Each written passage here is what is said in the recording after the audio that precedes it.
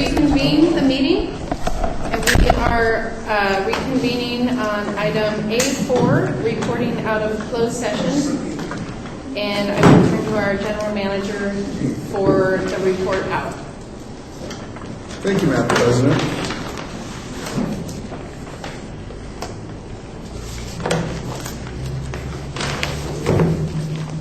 Of course, I put it on the bottom of the file. So, report out of closed session is there was a motion to proceed and authorize the general manager to execute the agreement of purchase and sale and joint escrow instructions for the Pelosi property. The motion was from Mayo, and the second was Corbett, and in the vote in affirmative was from Mayo, Barsanti, Burke, Corbett, and Couch, and no abstentions, no and no noes. Thank you.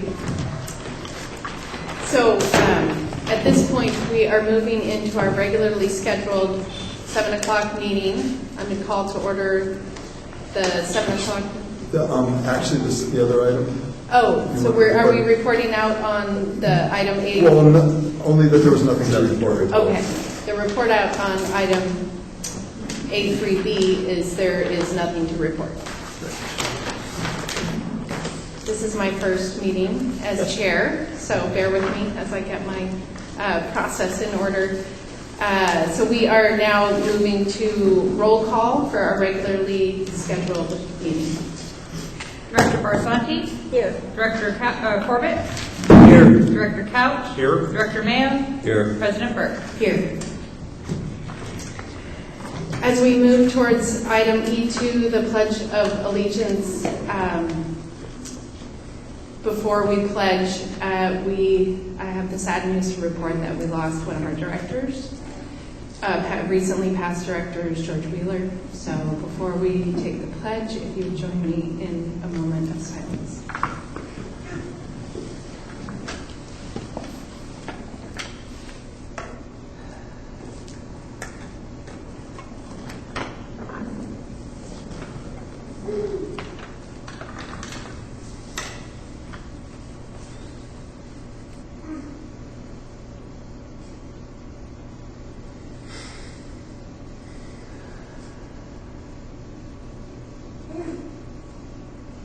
Please join me.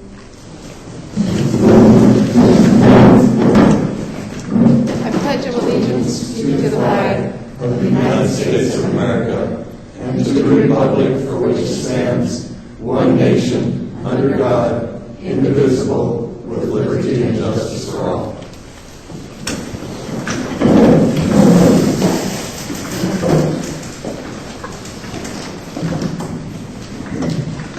George was a great inspiration to me and many people in this community, so thank you for joining us in honoring him. Thank you, Mary. Sorry, Shelley. Are there any additions to the agenda? No, Madam President, there are no additions to the agenda. May I have a motion for I move approval? we approve the agenda. Second. Director Barsanti? Here. Director Couch? Yes. Director Corbett? Yes. Director Mann? Here. And President Burke? Yes. Item B, public hearings. We have no public hearings scheduled. We'll move into item C, public comment and written communications. This time is for any person to come and address the board on any subject that's not identified in this agenda, but within the jurisdiction of MCSD. However, any matter that requires action will be referred to the staff for a report of action at a subsequent committee or board meeting. And if it's a complex matter, we really appreciate letters. Your time addressing the board is 3 minutes. Are there any public comment items? I just wanted to say we have a new layout, and I have a cord here that makes it very hard for me to move my seat back, so I meant no lack of respect at the slowness of getting up at the Pledge of Allegiance. And throughout the rest of the meeting, anything that requires me to stand, I maybe get there a little slower than is desirable. Thanks for letting us know. Seeing no public, yes, I'm going to take the opportunity to introduce another new employee. If I can get Lance to stand. Lance was hired for our maintenance, utility, and operations department. And I have a little thing I want to read for Lance.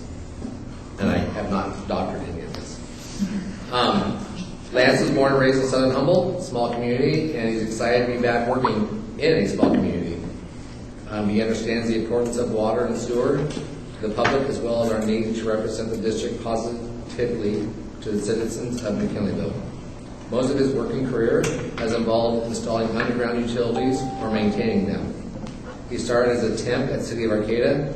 After that, he moved to work for GR Sunbird, and then went from there to working for the City of Eureka. Now he's happy to be here with us, making a positive impact on the community and to reflect our district positively. Outside of work, he loves everything I like to do, hunting and fishing. Anyway, we just want to introduce you to Lance. You should see him out there, and thank Lance for coming aboard, and now you can get the face with the name. All right. welcome aboard, Lance. Glad to have you here. Sounds like you bring a lot of great experience. He thought he was going to have to sing, so he was been very nervous. We were kidding. Well, if that's the pleasure of the board, we can still have You don't have your karaoke thing? No, not here. We just go. Stand up, Mike. Yeah. Thank you, James. Any additional public comment? We move to item D, consent calendar. The consent calendar items are expected to be routine and non-controversial, to be acted upon by the board of directors at one time without discussion. If any board member, staff member, or interested person requests that an item be removed from the consent calendar, it shall be removed so that it may be acted upon separately. Do we have any items to remove? Yes, I'd like to have item 7 discussed separately. Item 7. Are there any other items to be removed from the consent calendar? So we will, I'll move items D through 8 minus item 7. we have a motion? I'll second. A second. Director Barsanti? Aye. Director Corbett? Aye. Director Couch? Yes. Director Mayo? Yes. President Burke? Yes. Very briefly on item 7, I'm prepared to move for approval, but I would like to get some reports on major issues that are covered, and I know I'd asked for that on the Washington trip, and so I think we've got to broaden the knowledge of the activities you're doing in a positive way so that we're aware of it. And so that's just my request, and I just wanted to take the time to do it. We're happy to do that. Yeah. Definitely. It will And I really tend enrich to, most of the public isn't here, but in our director reports at the end of our meeting, I tend to go on and on and on until everybody's sick of me about that, but I will continue to do so. I didn't give unlicensed comments, but a summary would be helpful. You're giving me an open forum to not shut up. I'll go for it. Okay, so I move D7. Second. Director Barsanti? To remove, aye. No, to approve. To approve, yes, aye. Director Corbett? Aye. Director Couch? Aye. Director Mayo? Aye. President Burke? Aye. And just a comment to that, my structure on the Aqua Board has changed slightly, and I'll be taking a larger role in the Ag Committee, which is a huge part of the water portfolio of the state of California. So I'll be a much more active member of the Agriculture Committee. So stick around to item F, active committee reports, if you want to hear more about All that stuff. all the stuff we report on later in the agenda. We are moving into the E items, continued and new business. And this is the great pleasure we have in presenting the Employee of the Year Award. Is that with, there, that's on page 51.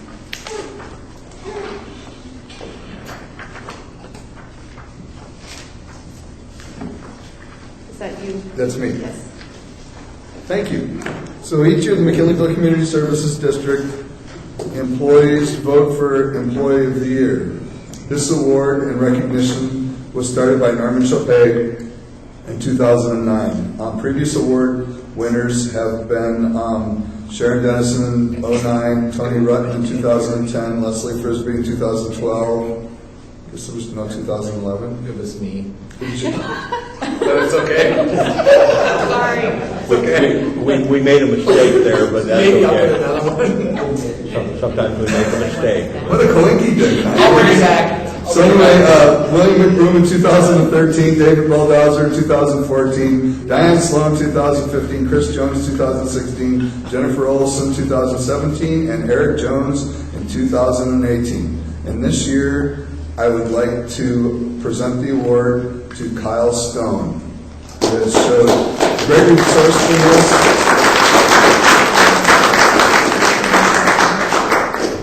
So the Employee of the Year is a person, and Kyle represents all these things, who has brought about significant positive change, eliminates obstacles in achieving district goals and objectives, is resourceful, contributes constructively, innovative, exceeds expectations, inspires others, proactively identifies and resolves challenges. So thank you very much, Kyle. Would you mind coming up to the podium and giving us a little background or a speech or whatever you prefer? Or you can, no, don't let him sing. Congratulations, Kyle. Thank you. Put me on the spot. Thanks. I appreciate the recognition, and I would also like to say that I wouldn't be able to do my job without everyone that works with me, including the guys that are by my side every day, my supervisors. It's a team effort. We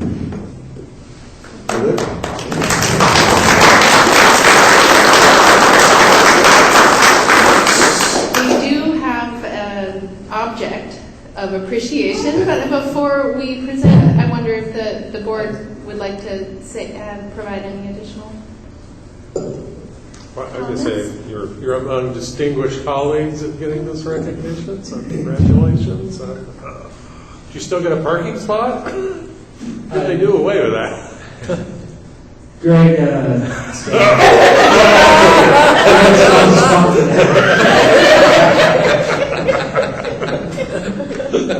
Good thing you have the award bank. age before you.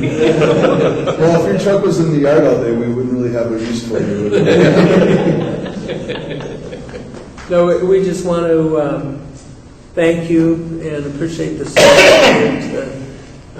for the district and justifying the award. One of the best things as a board member, just the great staff we have working here in the district, and you're part of that in a leadership position tonight. I don't know you real well, but I can tell you probably would be really fun to work with. So thank you so much for your service. Oh, Shall you haven't even scratched the show? Yeah, thank you very much. Yeah, and I had the opportunity to meet you when you were on the job and reading my water meter, doing the. Back open. That's what it was, and it was just a pleasure to meet you, and I'm glad to see you win this appreciation. So it's great to have you on staff and be appreciated. General Manager? Yeah, I would just like to, I've known Kyle for a long time. He went through school at the same time that my sons did, so I've known Kyle for quite some time. Kyle's worked for how many years has he been working at the district? 13 years. 13 years, so Kyle's been with the district since he was a youngin'. He's worked his way up through the ranks. He's now certified and getting the certifications necessary to do his job. And Kyle is he's a very valued asset to McKinleyville Community Services District. He's a great team member, and he takes his job very seriously. It's great to have Kyle as part of our team. And for little things outside of your job description and your daily work that you do for the community, which we both know about, thank you.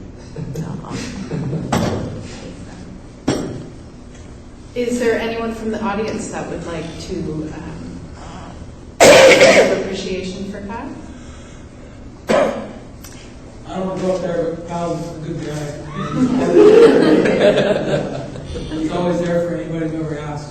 Even if you don't ask, he'll try to help you out there again. He's a good dude. This is not a McMack meeting.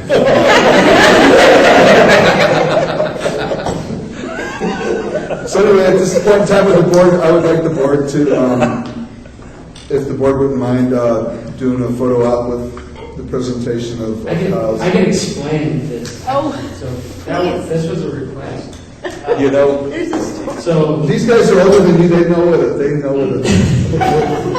that timepiece is. you know, that's what I'm going to have done with my ashes. So that was actually I'll try to be quick. It's actually it's actually a job timer, because we have a little saying at MCSD that everything takes an hour. And so this will keep me on pace with my tasks at hand. So that's why that was Your phone has, yeah. He's old. Okay, now you just have to figure out how to fasten it on your wrist. well, please join me over here. Present the award.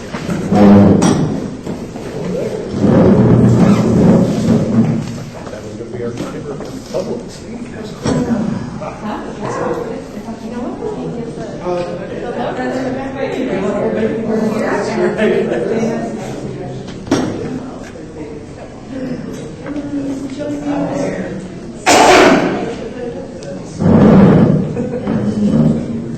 Right in the middle. So I like the congenial setup of the deal, but then making these pictures. Great, aren't you going to get in? Yeah. Does it work with the logo in the back? Not really.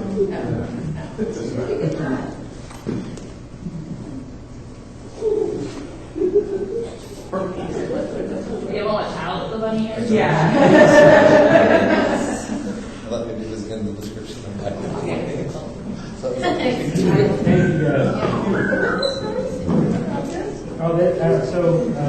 We have a saying at work that everything should only take an hour.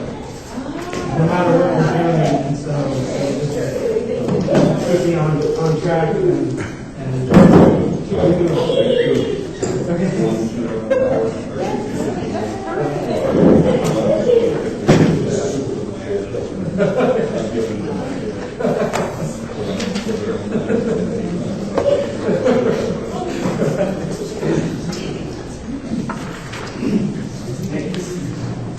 Okay, moving on to item E2. Consider appointment of applicants Josh Zender and Cassidy Bertoldi for vacant seats on the Recreation Advisory Committee, the RAC, and for consider reappointment of John Holstad. Page 53, this is for Leslie Frisbee. Staff recommends that the board consider the information provided air questions, take public comment, and vote on the appointments of Josh Sender and Cassidy Bertoldi and the reappointment of John Colson to the Recreation Advisory Committee for a 4-year term as a regular voting member or an alternate member. It is the duty of the Board of Directors to vet and select the most qualified candidates to become members of the RAC. The Board of Directors is obligated to interview all candidates, discuss the candidates' qualifications, and select the most qualified candidates to serve on the committee by majority vote. There are currently 1 regular voting member seat and 1 student opening and 2 alternate openings on the RAC. Staff has posted sufficient notice through local media and at district facilities of the vacancies of the RAC. Mr. Josh Sender submitted a letter of application that can be reviewed in attachment 1 on November 19th, 2019.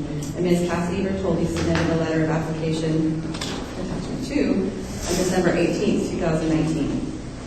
The staff shared Mr. Zender's and Ms. Bertoldi's letters of application with the Recreation Advisory Committee at the RAC meeting on January 16th, 2020. The RAC unanimously supported both candidates in becoming members of the committee. The term of long-term RAC member John Colstead expired on January 31st, 2020. Mr. Colstead is interested in continuing his service on the Recreation Advisory Committee and would like the board to reappoint him. The current members of the RAC unanimously voted to recommend his reappointment to the committee for another 4-year term. I don't know if Josh or Cassidy are here. I invited him. Josh is here. Oh, thank you. Hi, Josh. Would you like to ask questions? It's your turn. If you would like to come up to the podium, that would be great. Welcome, Josh.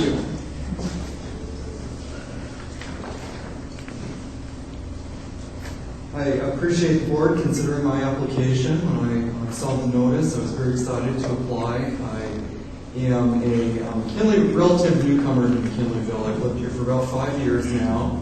I've worked as an associate professor at Humboldt State University. I came to Humboldt County for that particular position. Previously, I grew up and worked in Bellingham, Washington, which is very well known for its parks and recreation activities. In fact, I think we have more trails per capita in Bellingham than anywhere else in the nation.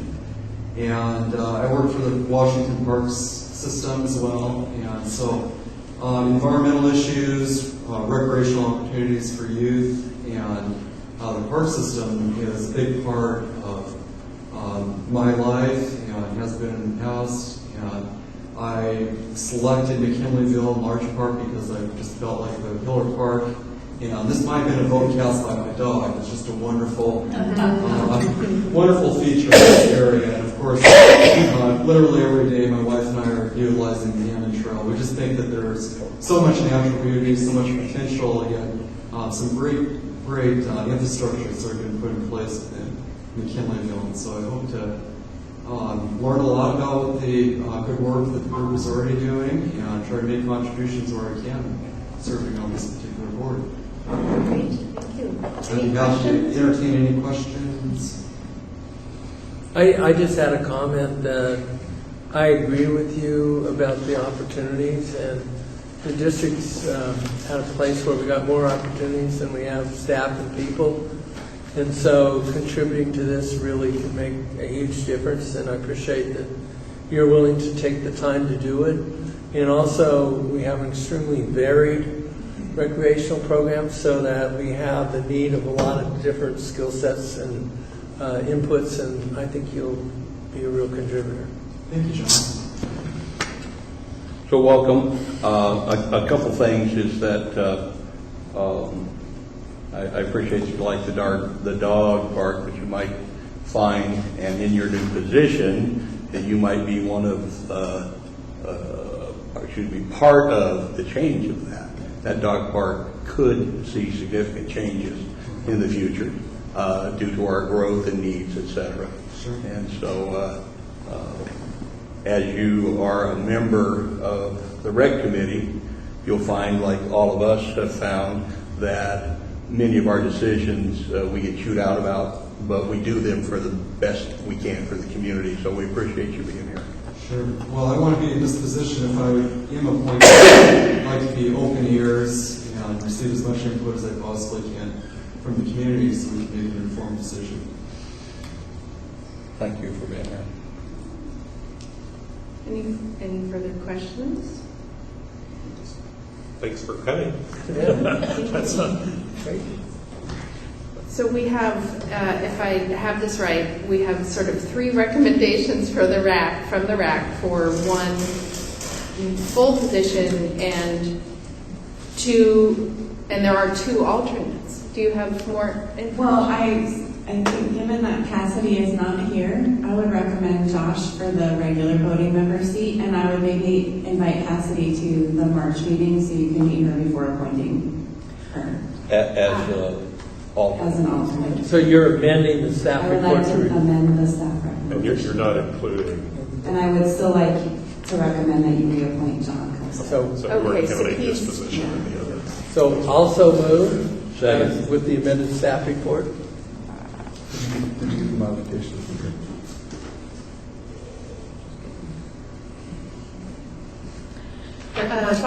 Oh, sorry, did you want to? Well, I just wanted to be sure I opened it for any further public comment from anyone on this item. Seeing none. Director Barsanti? Aye. Director Corbett? Aye. Director Couch? Aye. Director Mayo? Yes. President Burke? Yes. Thank you. Thanks for being here.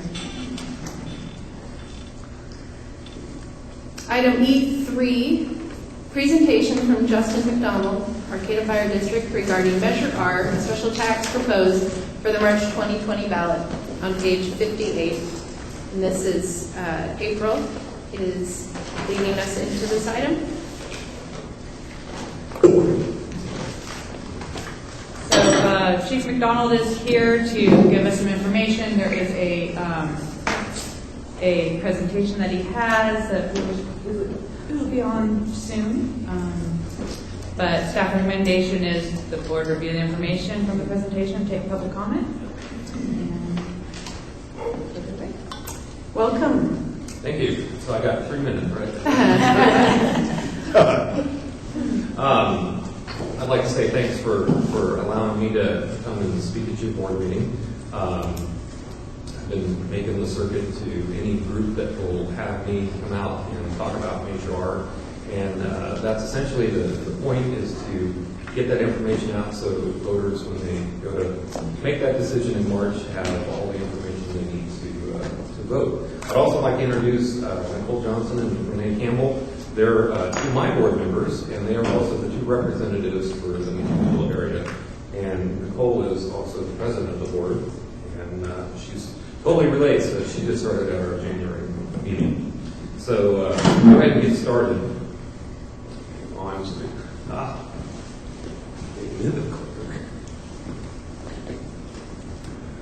Just push the center.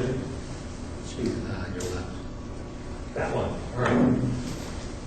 So normally at our town hall meetings, I kind of go into what's a special district, and I'm hopeful that you guys understand what a special district is. We're kind of like the brother, sister type of a district. As a fire district, we're single point, single purpose fire protection services. So I'll jump into Major R, and then I'll kind of clean a little bit up at the end about what Arcata Fire is. So Major R is a special tax proposed by the fire district. It'll be on the March 2020 ballot, and as you all know, a special tax requires a 2/3 majority vote. It will replace our 1997 special tax, and it would generate $2.2 million. The other thing about Major R, after we did some sampling in the community, the Major R has a 10-year sunset clause. We found that taxpayers like to have control over the money, and they, this was a idea that we pitched that people seem to like. So in 10 years, if we haven't met our mark, the community has direct input to keep funding us or cut that money back. Continuing, what is the purpose of Major R? It's pretty simple. It's designed to allow us to respond to emergencies quickly by doing the following. It retains our 2 firefighters on duty at each of our 3 stations and 1 battalion chief as a supervisor. It'll restore 3 frozen vacant firefighter positions that we've lost through attrition, and it'll allow us to repair and replace the fire engines and equipment as needed. So real quickly, there's always, you guys know about ballot majors, things can get garbled out there. What I'm hearing out there is you only have a $250,000 deficit. Why do you need $2.2 million? You're only talking about 3 positions. Major R will keep 6 firefighter jobs. It's not just 3. It keeps the 3 positions. To run 1 fire station with the staffing takes $1.5 million. That's what we're looking at, is keeping the fire station in operations. The other justification is it's been 13 years since the fire district has received an increase in funding. Much like you guys, we get a little bit from ad valorem, and then the rest of it is either a benefit assessment or a special tax, which we have 1 of each. 2006 was the last time we had it out there. That was a benefit assessment. About 5 years ago now, we tried for Major A, and it didn't pass. So currently, our tax is the 97 tax and the 06 tax. These things do not have inflationary factors built in. So what was the amount has been the amount unless there's been upgrades to the property, an empty lot turning into a residential structure. There's been minimal growth. Most of our growth is right here in McKinneyville, thanks to Otto for putting in neighborhoods. It's really grown up here. In an effort to prevent station closures and layoffs, our board has directed me to reduce our operational expenditures over the last 3 fiscal cycles. That coincides with when I started as fire chief. So Major A failed, the previous chief retired out. I was lucky enough to get promoted, and then they immediately said, okay, chief, let's sort of fix the problems. So we did. We really cut down everything we could to get us into a balanced budget, pulling a little bit out of our contingency funds. This year, 2019-20 fiscal year, will be the last year we can sustain the current level of service to keep our 3 stations open. We've depleted our ability to pull money out of our contingency funds. Something else to talk about, and this is unique to the last couple summers in California. As you all know, we've had some major fires: Santa Rosa, Redding, Paradise. The wildland fires now are taking out neighborhoods, cities, communities, and this is having a drastic effect on folks that have fire insurance. We're seeing here locally in our fire district that property owners are struggling to get insurance because they live in a high fire danger zone, or their insurance companies no longer want to do business in California, and off they go. So what I'm saying is fire insurance is becoming more and more of a priority for people. And part of that is all fire departments are rated by the Insurance Rating Bureau. We, on a scale of 1 to 10, 1 being the best that you can be, that's an LA City fully big municipal department, 10 being you have nothing. We're a 3. I'm really proud of the fact that we're a 3. For many years, about 1999, I think is when we got up to a 4. And we turned into a 3 once we opened our 3rd station. If we don't keep that rating, we drop, which has an immediate effect, or maybe not so quite immediate, but an effect on folks' fire insurance. So where we're going with it is, if the tax is an investment into the fire district, and the goal would be to retain our current level of staffing. It keeps our 3 stations open and allows for fire insurances to be as low as possible. Again, we can't control what insurance companies are going to do, but due to our rating, we can try to keep it as best as we can, and ultimately ensuring a rapid emergency medical or fire response. Just to put it in perspective, in 2019, I ran the stats, we had 15 working structure fires. There was a total value of $35.1 million in property that was affected. That was the total assessed value. The loss was $2.3 million. So we had an 85% save ratio, roughly $32.8 million. That's 8 years of my budget. So in one budget cycle, I save 8 years worth of property by having our station staffed. So the big question that everyone wants to know is how much is it going to cost? Major R is based on property use, and it is a property tax. So an empty lot would be $30, about $2.50 a month.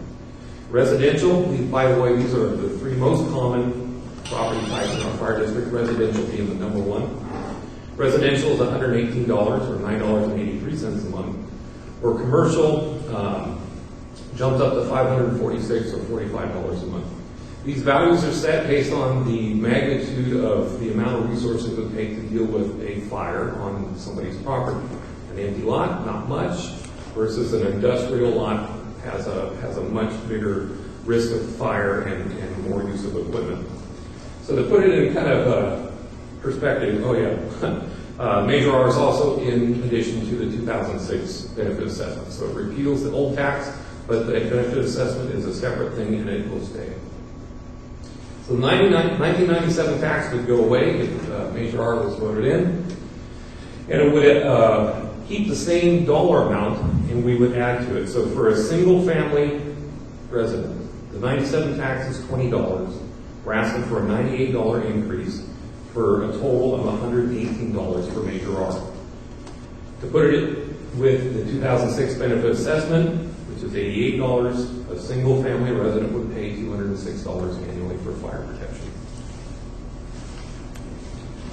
A little bit about kind of how we got here is kind of over the years our mission has changed. I picked the dates for a reason. 1996 was when the community voted in the tax. We were only running 1,232 incidents. In 2006, when our benefit assessment was passed, we were at 1,750. In 2018, we jumped over 3,000. It is a constant. We've seen about 7 to 10% growth in call volume. Last year, I'm sorry, I got my notes backward. Last year, we did over a 15% increase, 30. Huh? Thank you, 3,860. We do more than fight fires. We're the only game in town when it comes to fighting fires. That's our first mission. We also respond to life-threatening emergency medical calls. We go to vehicle accidents, hazmat spills.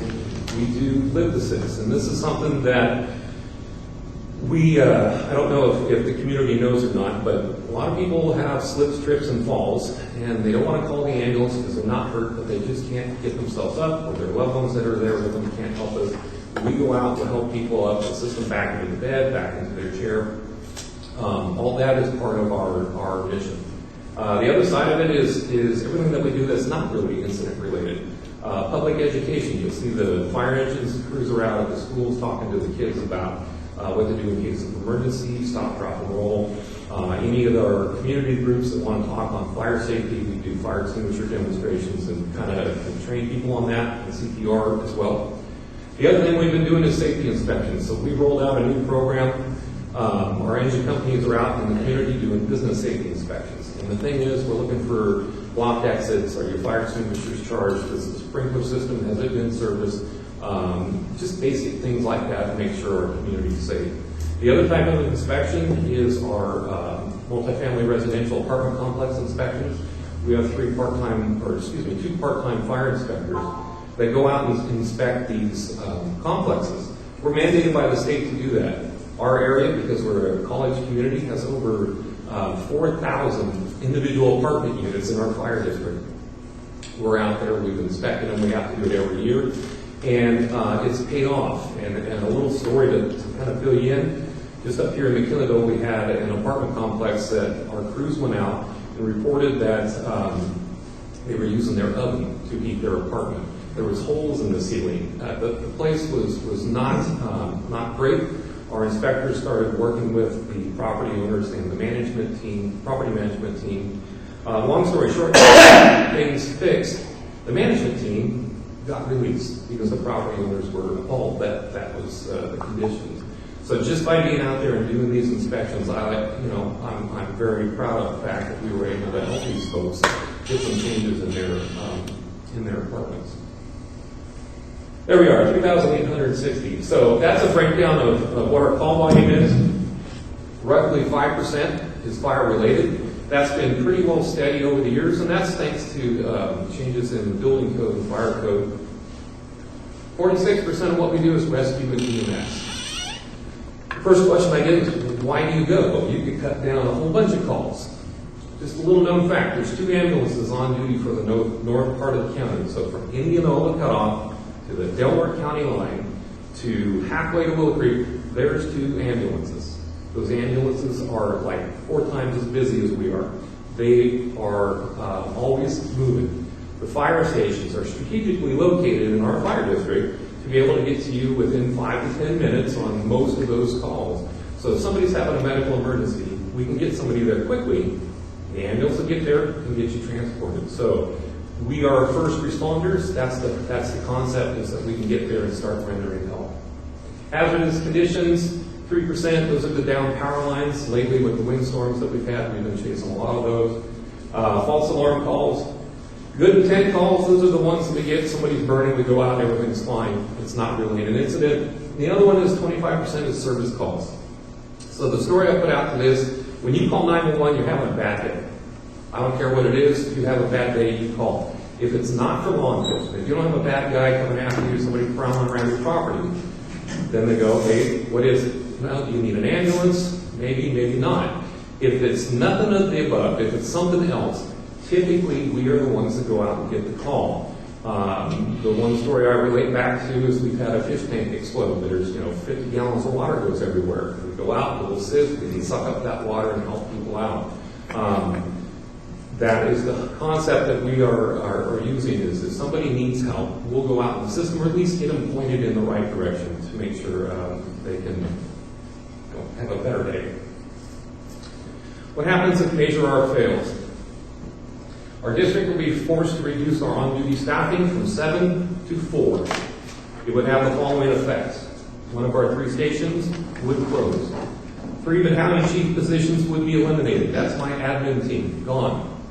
6 firefighter positions would be eliminated due to layoffs. That's 1/3 of my career staff laid off.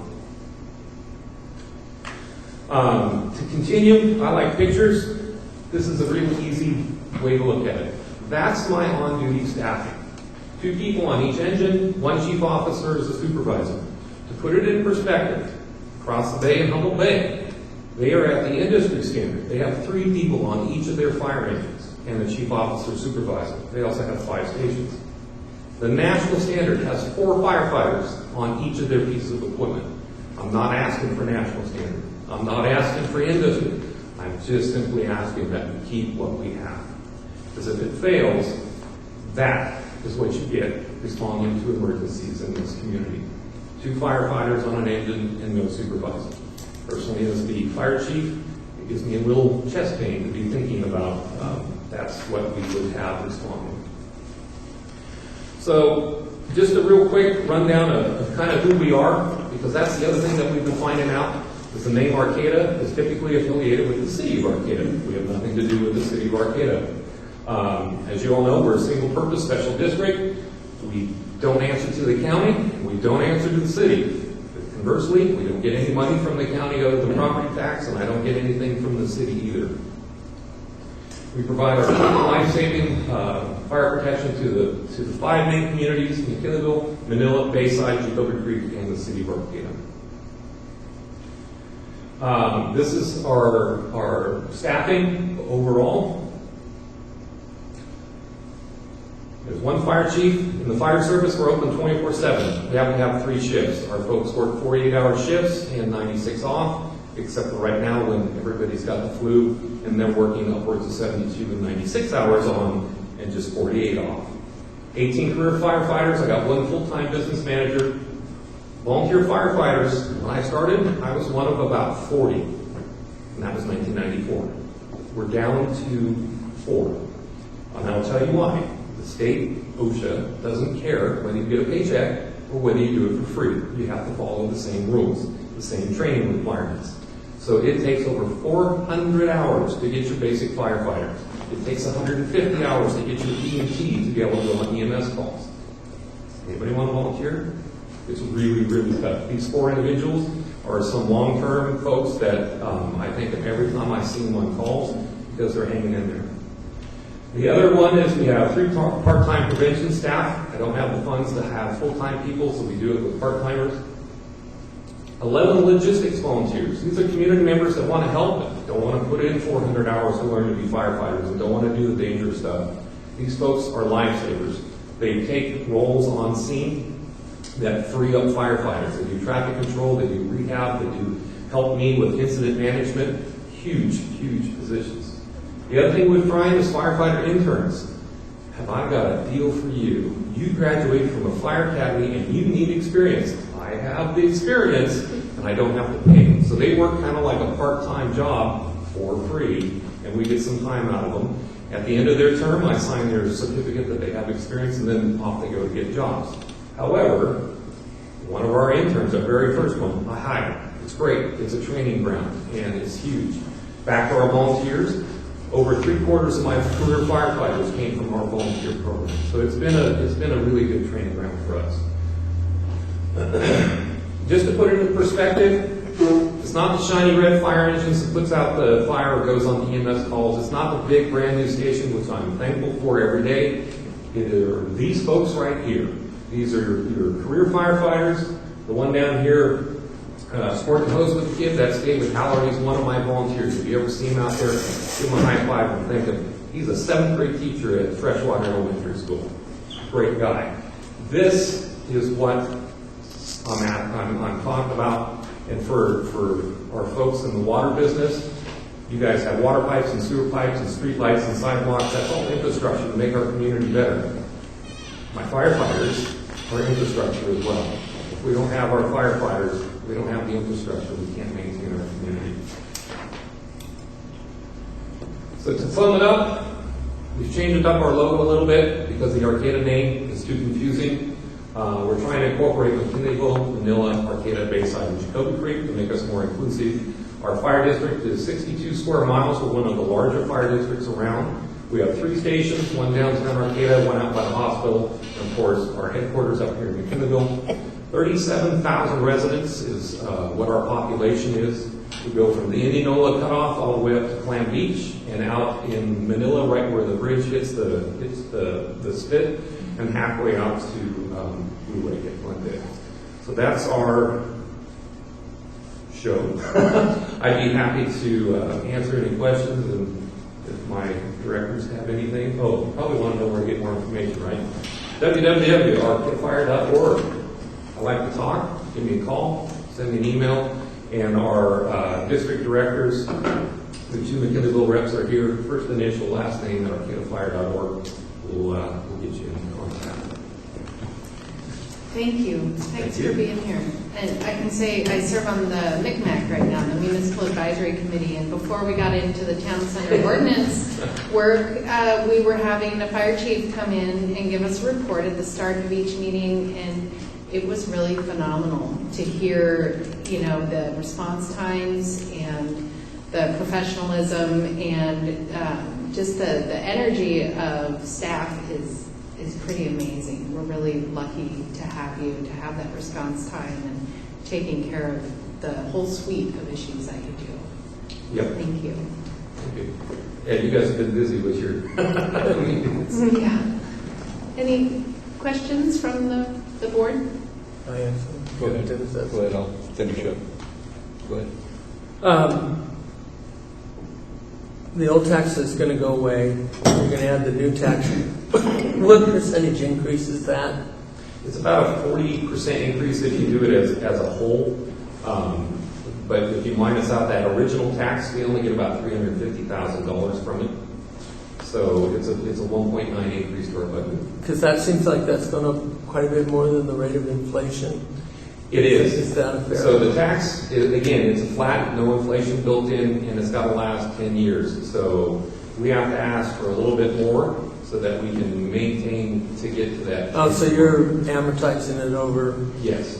And it comes out about what you think it is? Yes, yeah, so that was the directive of my board, was to figure out how we could make it to that. Because I think that's one of your strongest arguments, is just cost of inflation. Yes. Rather than looking at management.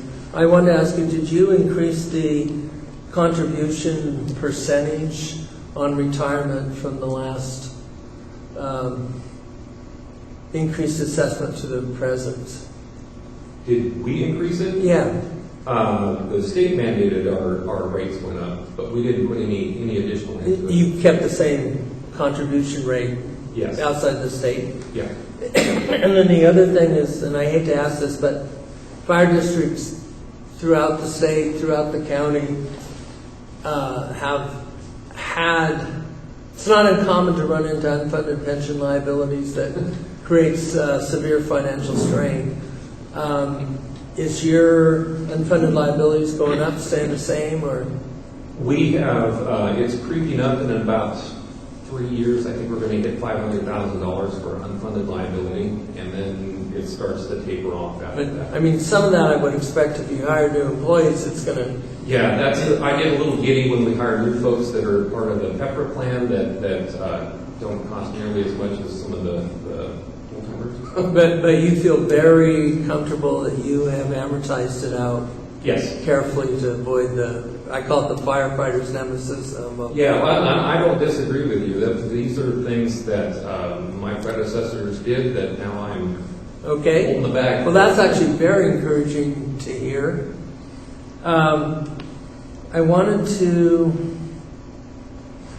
what's your average cost per citizen that you service versus Eureka Fire Department's average cost per person they So serve? you must have read the ballot argument. So I'll touch on that. And you're comparing apples to apples, but like Golden Delicious to Red Delicious. We'll start with the city of Eureka and Humboldt Bay Fire. You can pick another comparison. I had the same apples to apples problem with my question. You lobbed this pitch in, so I'll try to take a swing at it. Humboldt Bay Fire is a joint powers authority agreement between Humboldt Fire District and the city of Eureka. Humboldt Fire District, just like us, a special district, pays 35% of the overall operating budget. It's about $9 million. The city of Eureka chips in the rest, 65%. So while a fire district resident in Cutton only pays $75 for fire protection on their tax, their fire service is also being subsidized by the city of Eureka through city of Eureka taxes. So it's kind of a misnomer to see that group because it doesn't totally pay for fire services. Conversely, you see in the arguments against that Blue Lake and Ferndale and Fortuna pay a lot less. Those agencies run a lot less calls. Blue Lake, for example, runs 1 call a day. They're barely at 360 calls. Ferndale, same thing. They have an all-volunteer force, 1 paid chief. Fortuna has a larger volunteer response. They got a bigger area. Their call volume is only at 1,500, but they have 2 paid chief officers. They don't run medical aids in downtown Fortuna. So while we're talking the same thing, we're fire. We're just not. We're not totally 100% equal. Because my other comment, and I think this is true, it might be wrong, but is, well, of course you have the broader area, but that the alternative cost of having separate fire departments, one for McKinnon and one for Arcata, does have to be much higher. It is. The Supervisor Madrone actually came to me and asked what it would cost, and I said, well, you'd be crazy if you broke it up, because it would essentially bankrupt both agencies. And again, regionally in fire service, we're trying to look at consolidation, merging agencies into one larger special district. So it just... Thank you. I just have a quick question. So I have a commercial building, and my property taxes are $270 now, just for the fire assessment, and they're going up to $816, and that's the max, right? There's no other. No inflation factor. There's no. Okay, so it's $816 just for fire, and then all the other bonds and assessments and everything. Okay, I just want to clarify that because there's a lot of confusion about units and, So, Yeah. thank you for asking that question. So, the benefit assessment is based on risk units, and it's the most difficult thing to try to explain to folks what a unit of benefit is. Our tax, it's a flat rate, residential, vacant, commercial, multifamily, up to 40 apartments, up to 10 units, or 10 apartments.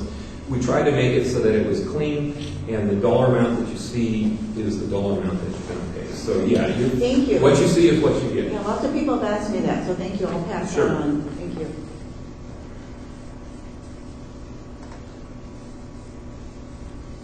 Hey. So, how you doing? Good. Got a few questions and many concerns.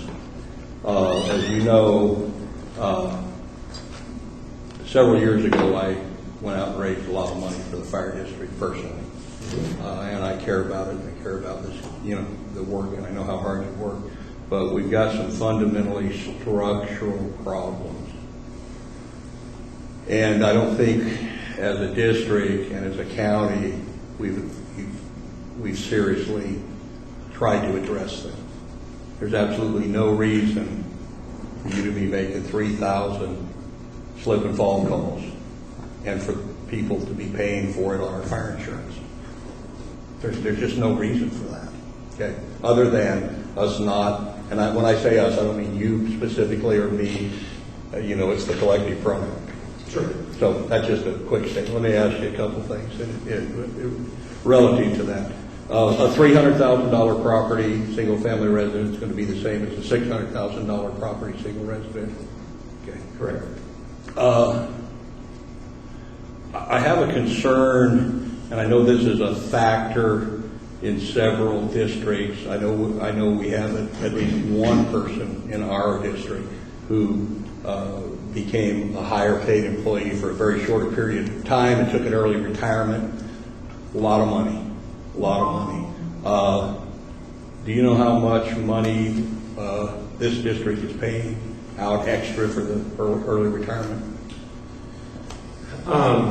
In the situation you're talking about, somebody comes and works 3 years and then retires out. No, I'm talking about somebody working for the district for a long time. Yes. And then taking the top job for a year and 2 months and then retiring with the maximum amount of money on the higher scale.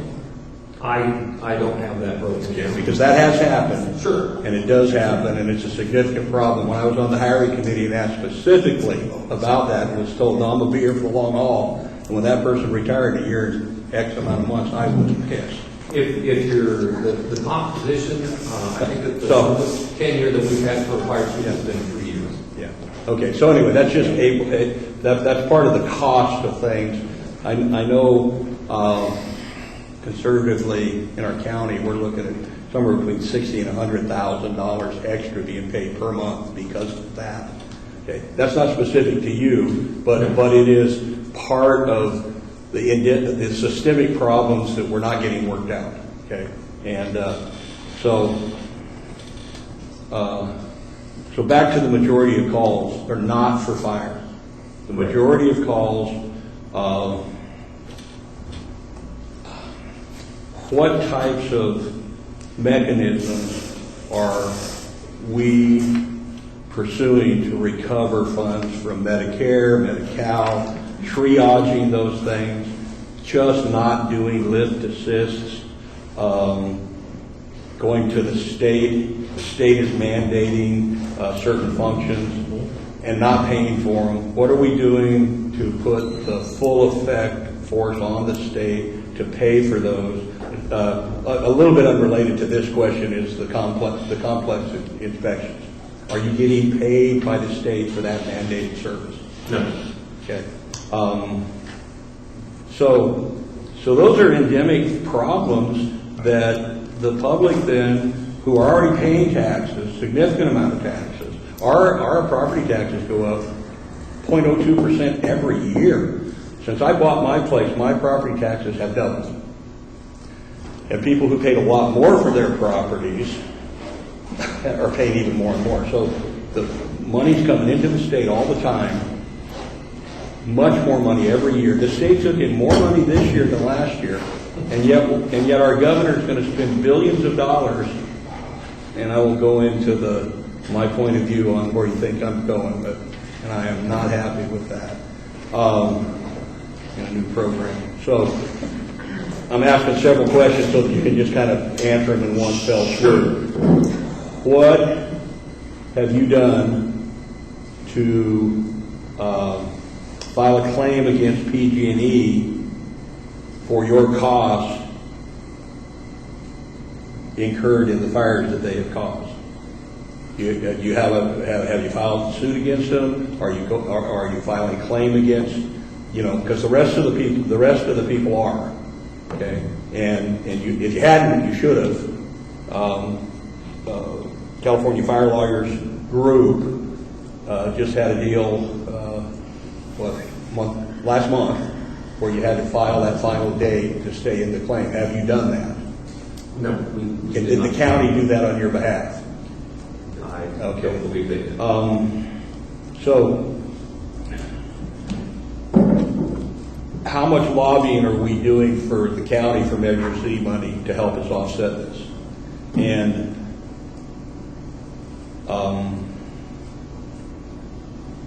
I think those are all my concerns, and I want to just get them out of one thing so you can just have, filter them out as you want and try to answer them. Okay. First, I'll start with Major Z. Hopefully I can work backwards. Major Z, as you all know, is tightening up. The last year, there was about $4.4 million up for grabs and 40 some odd hours. Fire service total, we banded together as one group, and Major Z is frowning upon funding positions. So the fire district last funding cycle received about $350,000 worth of air packs. That was money that I didn't have to take out of my budget. We also replaced every one of our personal protective ensembles, the gear, the helmets, the boots. That's about $2,000 a pop for each one. That was for our district as well. Major Z over the last 3 years has paid upwards of $65,000 for our dispatch costs. $65,000. Unfortunately, the state of California, Cal Fire, has jacked up their rates. It's next year supposed to go up 500%. So if you think my taxes are a little rough, yeah, my dispatch costs went from $65,000 to $380,000. I'm looking for a new dispatch. You guys got dispatchers down there? So that's the dispatch that goes through our office or our OES? No, Cal Fire. Oh, Cal Fire. Cal Fire dispatch is about 38 of the 40. Well, let's talk about that, because we'll talk to McGuire and see what we can do about that. He's helping us. Yeah, because that's ridiculous. So, yes, we've received funds from Major Z. Major Z's committee absolutely frowns upon any more funded positions because of the unfunded liabilities. Give me that figure again. Your dispatches went up $300,000? It's going from $65,000 to $380,000. So that's increased to us for almost $300,000. $320,000. Yeah. $320,000. Yeah. That's outrageous. I would Okay. second Well, that. no. Okay. So that's what we're up against. We talk about how we offset some of these fees. We go after on car accidents. We'll pay people's car insurance. We build the car insurance. We get minimal money back from it, but we're trying to pull everything we can to kind of offset those calls that we can. We looked at billing for structure fires. I'm fundamentally opposed to that because we have to send a bill to the person that had a fire so that they can get money from their insurance and give it back to us. That was a no-go. That's bad for business. Could you run me through the auto insurance thing and why you're not getting recovery from the auto insurance? I don't understand that. Well, it depends on your insurance company. So when you have a car accident, whoever's at fault, we get everybody's insurance information. And there's X amount of money set up. So after the injuries are claimed and the ambulance rides claimed, then there's kind of whatever's left over gets divvied up to the fire service. So you're talking the PL&PD part of it is all you can. Yeah, we will bill it about $350 an hour. Right. But we're lucky if we get that back. Now, Okay. we have received, well, it depends on the calls, but we've received money from the auto insurance company, and it comes to us directly. So that's been a big thing. As far as the state, I agree with you. The state's got a lot of money. They just don't want to give it up to little fire departments that need help. We've tried every different angle up into including talking to Senator McGuire about, is there anything for rural fire protection? The problem with us is we're not really rural with 37,000 residents as opposed to Redway or Bridgeville or somebody like that.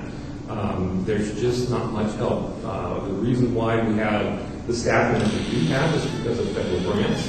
We've had 2 back-to-back federal grants that allowed us to offset some staffing costs. A few years ago, those grants dried up, and now they're asking for a 50% grant match. If I had the money, I'd be paying my employees. So we are beating the bush. We're lobbying to the Fire Chiefs Association statewide to get help. But again, as you guys know, as a special district, there's a lot of us out there, and the state really doesn't help us out. Right. We're as a district, we partner with HSU on several different things, and I've had the pleasure to be dealing with the new president. President Trump's administration is working really hard on these retraining programs. I would like to get together with you and go up and talk to the president of the university and trying to do some kind of an additional recruiting there. And I know that's not going to address the issue right today. Well, let me answer that. We got a grant for recruiting volunteers. We recruited the daylights out of the university. It was great. Young folks, active. Our routine it's not good, I realize. 1.5 was our average lifespan of a volunteer because they thought it sounded fun until they got into the training.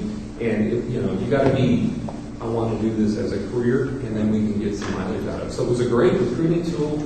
We got a diverse group of folks. We couldn't keep them. Years ago, the guys used to hang out at the barber shop in Arcata. That's when our old guy, the chief, was there for so many years. And the kids would come down from the university and hang out at the barber shop, and they recruited them right out of there. I know that's not happening anymore. But it has to be active. We have to be working on it all the time. The problem is that you're right, but it's not sustainable. Quite frankly, I have entered a realm that many of us in this community have entered that I don't make income anymore. I've been retired now for a long enough time that I live on a fixed income, and I do the very best with it I can. Another $100, and my water bill's another $100. Man, it's getting to work. So I'm not opposed to you, but I'm just saying that I think the community needs to see more creative ways. And quite frankly, guys, have you really had a hard discussion about we're not going to go to these, all of these accidents where there's the police, the fire department, and an ambulance? I mean, we got to start doing some kind of triage in those calls coming in to say no. And at some of those things, you don't need 3 guys on a fire engine. Really. Anyway, sorry. Don't be sorry. I mean, that's the reality. Yeah. Thank you for the rich discussion. Any questions in the audience for the fire chief? I have a question. Come on, the St. McMac meeting, guys. Yeah, we do. Thank you. You come to the podium, please. You have 3 minutes. It's our process.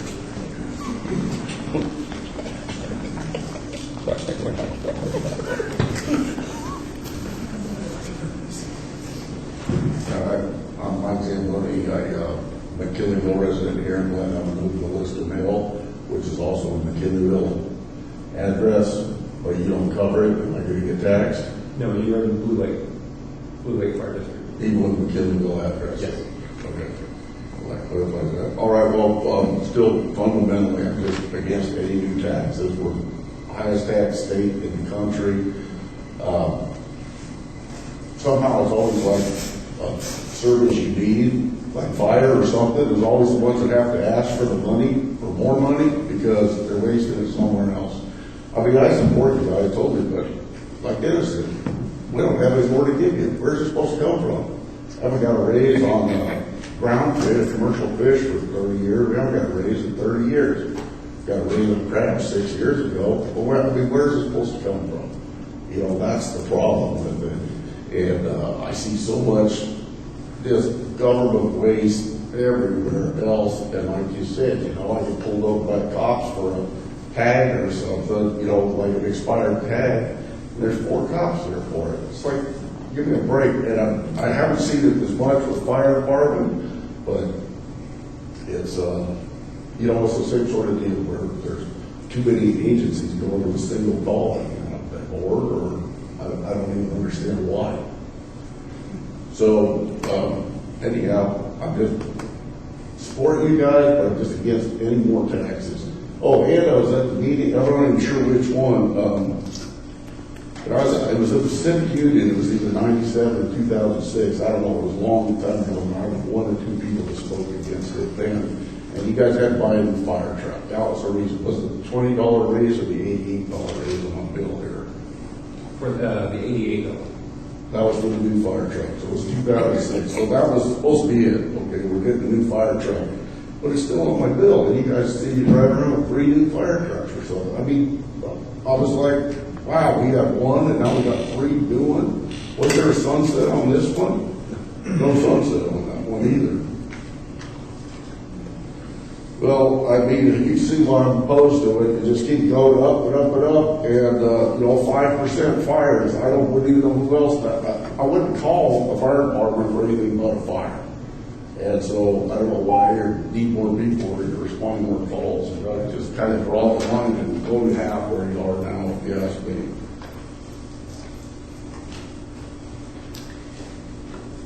All right. Thank you for your presentation. This is an informational item. Thank you to the board members for being here, and appreciate the service that you provide.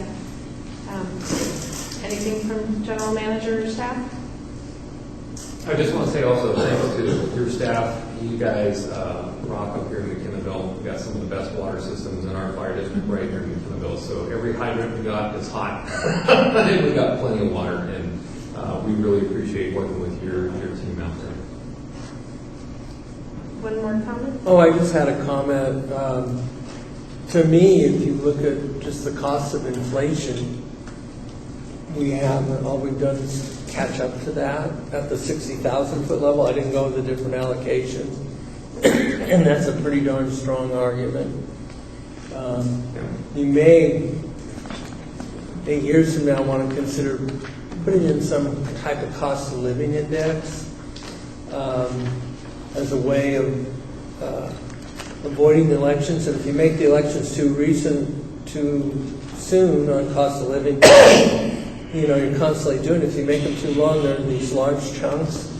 And my biggest observation of taxpayer behavior is they don't like large chunks. But I was pretty impressed. You came within about 1% of my calculations of when you adjusted it for the additional amortization or cost of living. And so if you take all the other things you've taken on, you've done a pretty good job. Thank you. Thank you. So before moving to item E4, I just want to, that's our audited financials item. I want to see if anyone's here for item E5, consideration of Reynolds claim for damages. E6, consideration of Scott appeal. That's me. Yeah, so I would move that we address item E6. Is anyone here for E7, the tactical planning matrix, updates to MCSD rules and regulations, committee assignments, appointments, integrated pest management plan, capital improvement plan, and the Amoresco contract? Okay, so I move that I'm going to move item E6 to be our next agenda item. Page 152.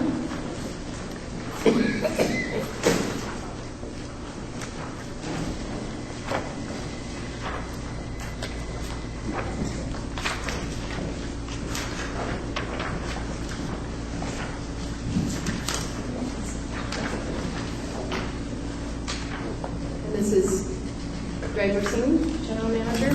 Thank you. In accordance with the McKinleyville Community Services District,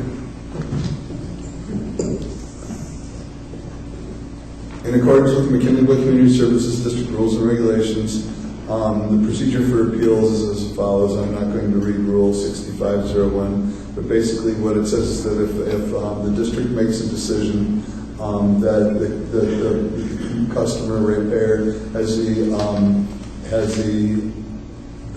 ability to go through the appeal process, pay $25 to get on the agenda and come before the board and dispute the findings of staff. So Mr. Scott claims that his water bill was high and that he did not find a leak and his water has not been left on for 4 days. He claims that MCSD is unable to explain the high water usage and hourly profile from his meter from October 11th to December 10th reflects at least 3 periods of extended water use. The meter registered use for 15 consecutive hours on November 10th, 19 consecutive hours on November 17th, and hourly use from November 20th through the 24th.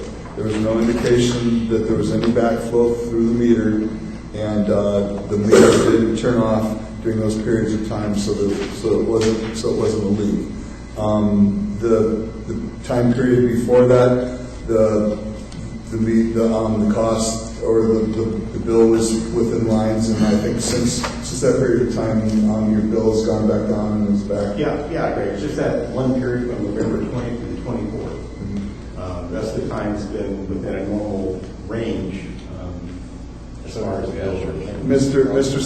Scott and I have had a couple of conversations related to this, and I explained to Mr. Scott that the meters will not move without the passage of water through the meter.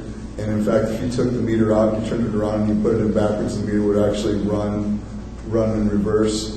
But so if the meter ran and water flowed back and forth, but basically the meter would just track back and forth. There would be the meter wouldn't run one direction only. Though I sympathize with Mr. Scott, I had to deny his request for modification to his water bill. So at this time, the board would like to have Mr. Scott testify. So right, go to Mr. Scott first and then come back for questions? I've got a copy if I want to read it, if anybody wants copies of it. Sure. if you Feel want free to copies. pass out copies. I'm sorry? Feel free to.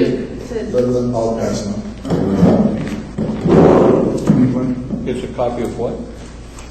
Just a copy of what I'm going to read. If you guys want a copy of it? Oh, what you're going to read. Oh, okay. And is Mr. Scott's appeal subject to the 3-minute time, or? The board's discretion. I think you can probably get through it pretty quick here. Yeah, I'm going to try to abbreviate this as quick as I can. Okay. I don't want to stand behind just saying I don't have to. Is that all right to come here? Or you want me to stay in here? And the mic? The mic is what helps everyone be able to hear. I'm just walking around talking. You already know my name. I'm here to try to resolve an issue with my water bill. For the month of 2019, I received a phone call from Dave, who works at the McKinley District, before I received my bill. And he said from November 20th to the 24th, the meter indicated a high volume of water use. He asked if a hose was left on during this time or any other use of water that may account for the high water use. I told Dave, no, we didn't use any hoses on during this time, as I would have surely heard the water running and surely would have noticed since I was home and go on my hoses every day, plus the fact that they all have nozzles on them. I went down to the Community Service District after I received my bill for $180.76, which about made my jaw drop. I told Dave something's not right. The water's left on during this time. No toilet's running. Nothing's left on. He suggested I make an appointment to speak with Greg, which we did. And we didn't come to a resolution. During this time, we didn't wash our cars, and we certainly don't water our lawns in November. And since the rates have gone up so dramatically, we don't have a garden, we don't wash our cars, we don't do any of that stuff anymore. I told Greg that something's not right, that perhaps the meter, there's something wrong with the meter or something. indicated, as he explained a few minutes ago, how they work. He explained to me how they work. I asked him before if there's any kind of discrepancy with bills like mine, and he said he's seen discrepancies, but nothing as bad as mine was. He asked what I would like, and I told him I would like to have my bill reduced to the monthly average. He said, no, he can't do it, he refused to do it, so that's why we're here. He asked me to have any proof that I didn't use the water, and what proof am I going to have, honestly, that I didn't use the water? I haven't. You just set my word, I'm not going to lie about it. That's why I told Greg, I'm not lying about it. If something happened and I screwed up, I'd be the first one down to his office paying the bill and said, I messed up. Anyways, he said, the amount of water used is more than toilets running and more like hose running continually for 4 days. That didn't happen. The hoses that I have at my house have nozzles on them. They're right by where I go by every day. I'm not back home all the time. And it didn't happen. The hoses weren't running. If they were, you surely noticed the hose running for 4 days. And I do construction, I can hear a noise at night if my water's running. You can hear it going through the pipes. It didn't happen. I've researched issues like this before, and I found, now Greg can dispute this if he likes, that's fine, that low water pressure, sudden surges of water pressure in the pipes, air in the water pipe, or fault in the pressure regulator or in the meter itself can cause issues like mine. As an example, I found out where the water meter was registering water coming into the property, and as water pressure fluctuated downstream from the meter, it was determined that the water was sitting back to the meter unregistered, and then as the pressure in the line re-energized, it registered the water coming into the system again, so it's almost like getting double tagged for it. The district said there's no way that this could happen, but after a spring valve was installed, there were no more issues. This didn't happen here, this is somewhere else. And I also called the Public Utilities District to ask what I should do about this issue, and they told me that I'm not the first one to complain about it. They've heard issues like this before, and they said they've seen where meters were misread. They had problems with the meter itself, and also instead of actually registering the meter, and like they're doing, I guess you got to scan as you go by or something, and you register. Yeah, the radio reads now. Yeah. That's just estimated of actual water use, which sometimes is not accurate. As an added note, and this isn't about my water use, but it's about an address around the corner from it. It's a house I built 30 years ago. And I noticed for probably about the last year and a half or two, water cooling up in front of the residents, right where the water hookup is. And I came down and told the water district about it. And they said, no, don't worry about it, it's a spring, it's not a leak. Well, December 30th, I drove by that address again, I noticed workers out there working, and I stopped and asked them what's going on. And they said, well, they're repairing a leak in the line. When you go by there now, there's no water coming to the surface. If it was a spring, springs don't disappear. So I don't know what they use to register it or to see if there's a leak or something, but it's amazing that the water isn't coming to the surface anymore. If it was a spring, it wouldn't just disappear. So in my opinion, I think there's a leak probably there all along. And either the equipment they were using to detect it wasn't accurate.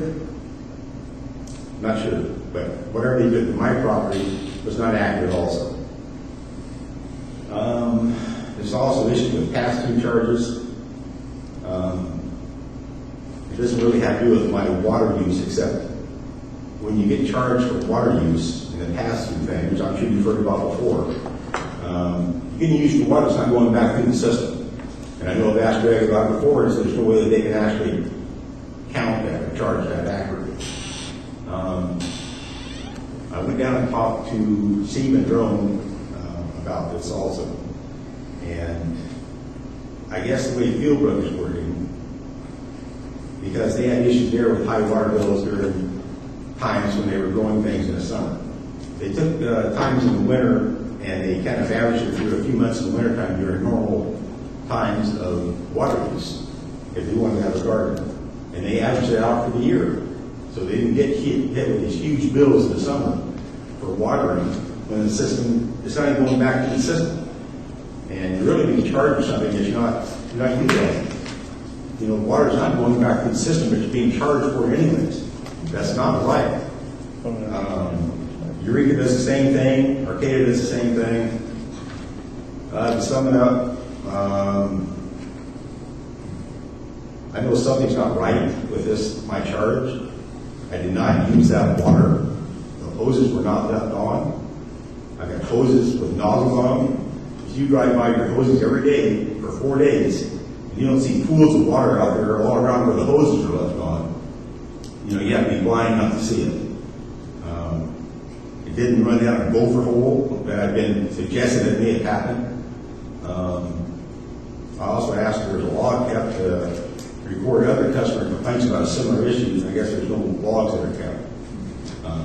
I guess what troubles me the most, so my last part, is the refusal to actually admit that something may be wrong other than the customer lying about their water use. Because I'm not lying about this. And when I went out and talked to the county supervisor in Eureka the other day, he said they had another customer call up and talk with them also from Kennyville on Sutter Road, and they got a $160 water bill, but they didn't tell me the details of it. So I don't know what the details of their case was, but I did not use that water. And getting $180 water bill,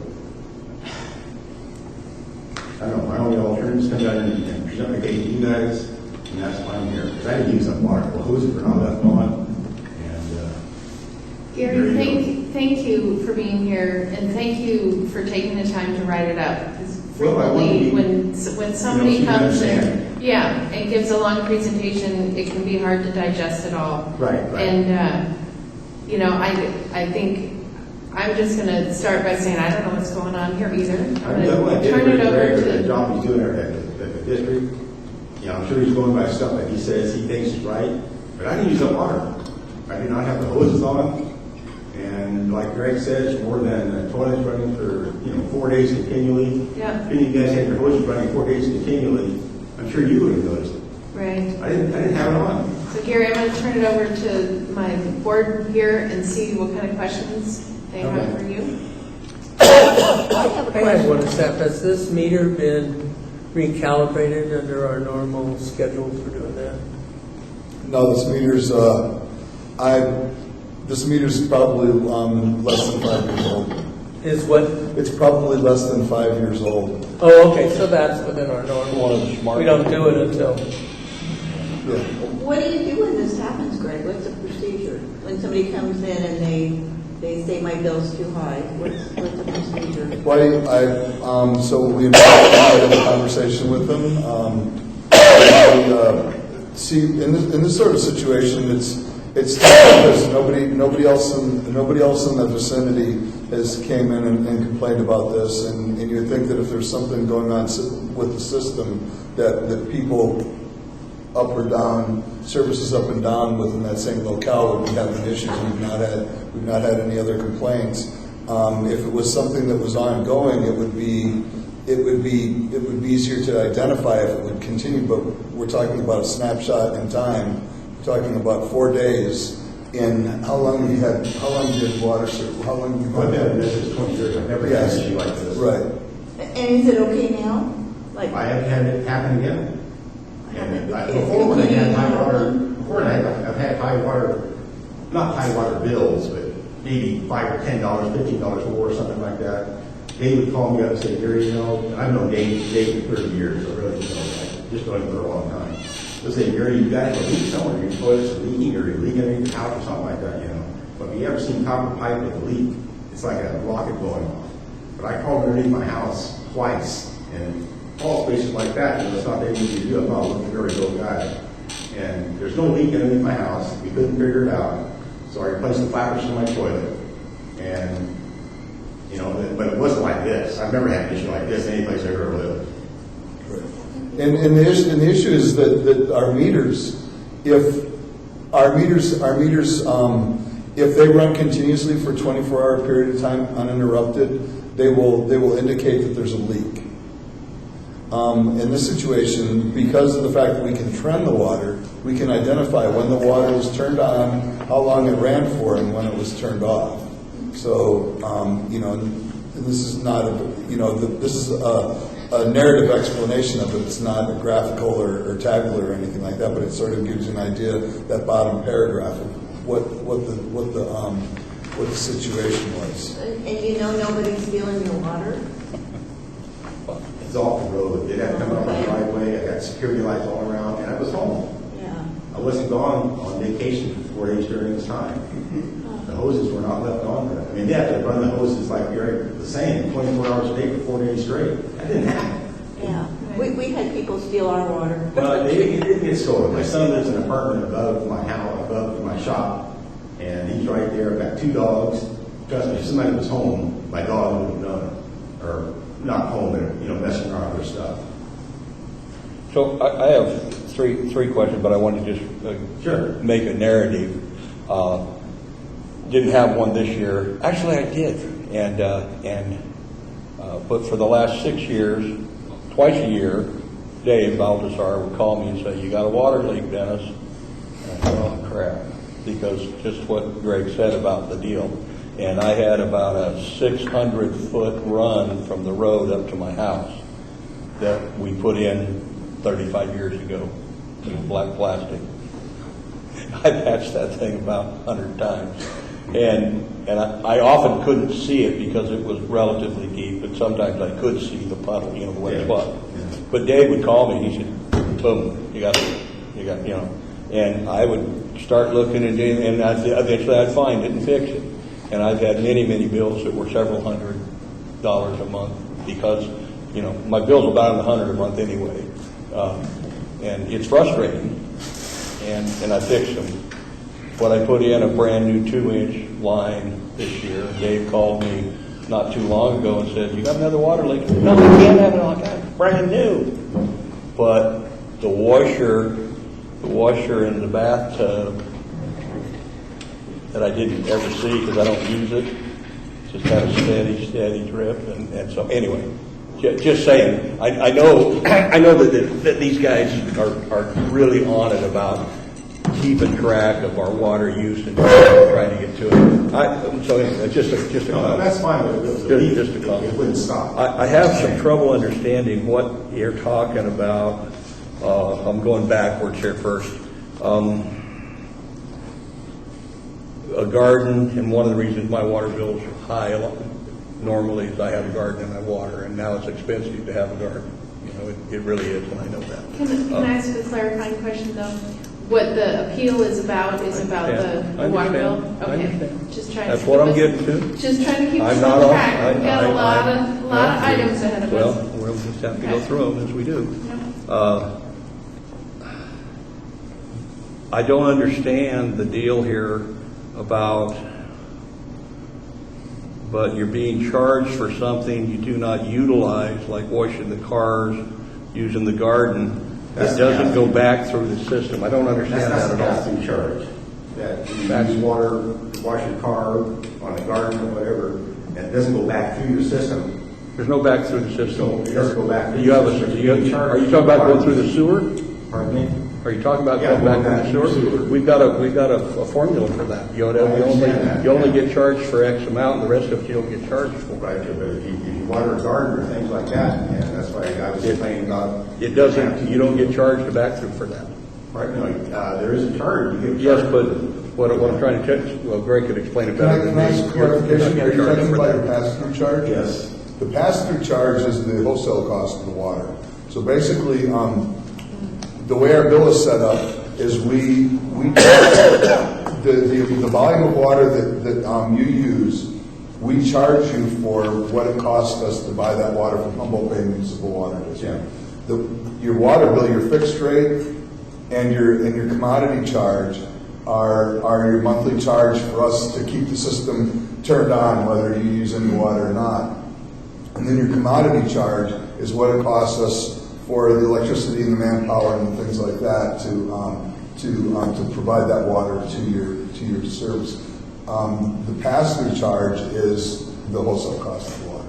Since we don't produce our own water, we buy our water. So that you're paying that part of that part of your bill is itemized so that you see what that commodity what that commodity is, what My our. understanding was that if you watered your garden, whatever, No. you get charged extra. No. No, the pass-through is the. It's what Humboldt Bay Municipal Water District is charging us extra. Okay, That's what that is, yeah. Okay. So I didn't understand, I wasn't clear on that, and hopefully you are.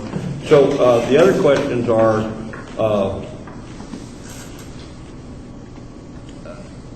this got resolved. No. No, you're not, the water's not being used, you're not having, you've got a bill. My bill have been mine since this one. Are you paying the same? Let me see if I can ask the question. There was an exorbitant bill. Right. Are you still having the same exorbitant bill? No. That's my question is. Happened 4-day period. Oh, for a 4-day period, Right. this happened? Right, back in Okay. November. Okay. Do you have any idea if there's anything you did different in that 4-day period? I haven't done nothing different. Okay. Nothing. You didn't repair anything? Honest to God. No, I'm just, wait a minute, I'm just asking. Everything, absolutely nothing. I believe, I'm just asking questions. Yeah, it continues on, and, geez, it's a few days later, and I had like $100, the next month I had a $150 bill or whatever. I think, man, there's got to be a somewhere, something. Okay, so by after that, my bill came right back to normal, and it's been normal since. Okay. Is there any anomaly that you can think of, Greg, on our end that would possibly cause that? In my 30 years of experience, I've never seen a meter register more water than what the person's using. I've seen meters get stuck and a meter not register the amount of water that's actually passing through it. But like I said, the meters are designed so that if you put the meter in the right direction, it tracks water in a positive direction. If you turn that meter around and you put it in backwards, it will track water in a negative. It'll track water in the negative direction. So if you put the meter in the right direction and you run a gallon of water through it, it'll show a gallon of use on that meter. If you take that meter out and you turn it around and you run a gallon of water through that meter, it will show that you've used a negative gallon of water. So what's the dollar amount in dispute? $180.76. That was the total cost. Right. So what was the normal? What's the normal monthly? Between 80 to maybe I think it's about $100. So we're looking at an $80 discrepancy. About $100. About $100 discrepancy. Right. In well, last month it was 115. The month before that was in the 80s. So it varies between 80 to about 115, depending on how many days I can bill. It was when I did the average, it was right around a little bit less than $100, but it's around it. It's yeah. Okay. That's it.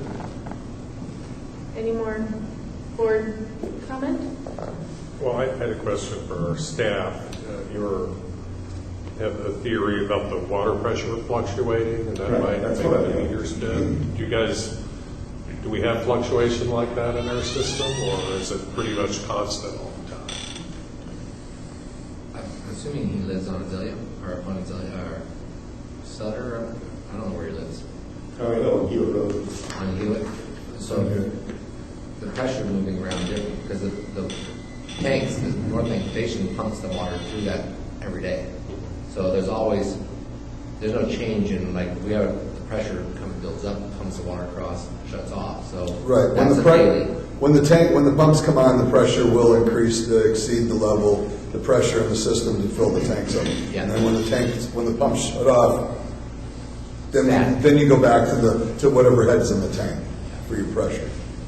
That happens every day. But it happens. It's not going No, up and down like this. The pumps, when the pumps come on and run, they'll run. Yeah. They run for 7-8 hours and then they shut off and then they don't run again for the rest of the day. And that happens every day. Right. So this is only a 4-day anomaly. So Yeah, I'm just yeah. trying to help them understand that's probably not a likelihood. So maybe this is the right point to bring us back to the regulation sort of gives us the board in specific cases grants appeals whenever it finds A, B, or C here, and just refocus the board on this is an action item. I guess this is sort of the call to question. Does anyone have an action to bring forward?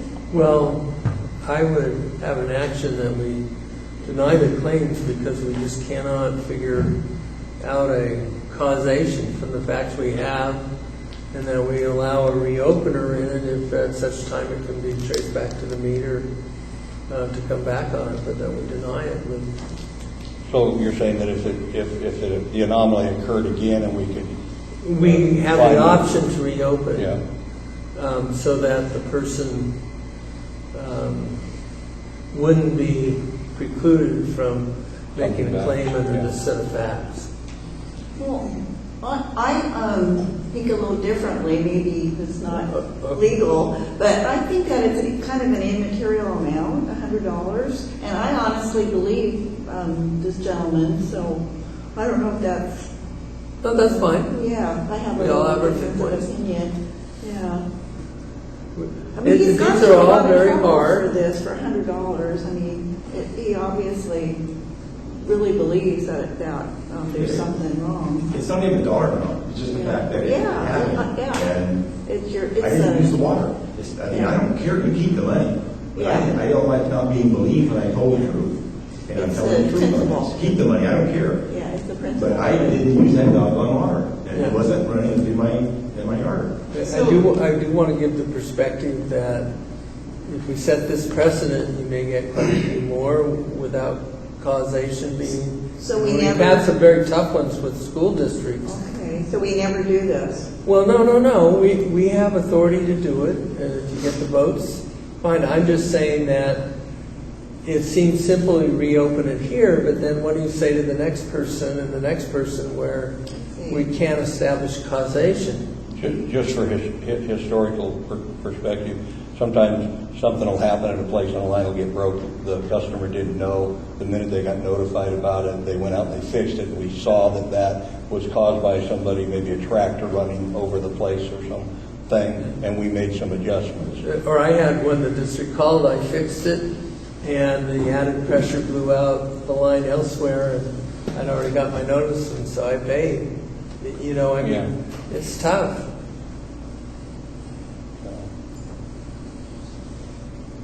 So earlier, Director Barsanti sort of said, do we see this sort of thing? We do see claims come, but I think I heard our general manager say he's never seen a situation quite like this where it's really, there doesn't seem to be a cause that can be attributed. Right, to what's going on. I in no term or in no means would like the board to think that I think that Mr. Scott's not telling the truth. I believe Mr. Scott believes what he's saying. I just don't have, in my experience, my professional experience, ever seen anything like this before to where I would be comfortable with recommending to the board to reimburse money for, because I would consider it a gift of public funds. It is an immaterial amount, but because of the quality of the meters, the newness of the meter, the potential, in my professional experience, for a meter to register use for water that did not transit through that meter, I just... What time of year, what month of the year was this? It was in October, from November, in October, November, and December. The period you're bringing forward, though, is a 4-day period from November 20th. Right. It was from October 11th to December 10th, but the period of time was 15 consecutive hours on November. On the 19th, 19 consecutive hours on the 17th, and hourly use from November 20th through November 24th. So I've heard Mr. Scott say reimbursement is not what he is here per se. You keep the money, I don't care. He would like acknowledgement that there is an anomalous event going on here. Is there any way that we can? Well, I think that it would be, Find our way. I think that it would be right of us to make a statement that if this should occur again, that we would make every effort to get out there and see what the heck was going on, and if we could figure it out, that we would Well, I make haven't a figured out judgment at before the the next time. incident, honestly. Well, it could happen. I don't know if this happened again. I mean, the whole purpose of having a reopener Yes. is to keep it open for any further investigation or anything else, if we can get it tracked down to, this happened because of this.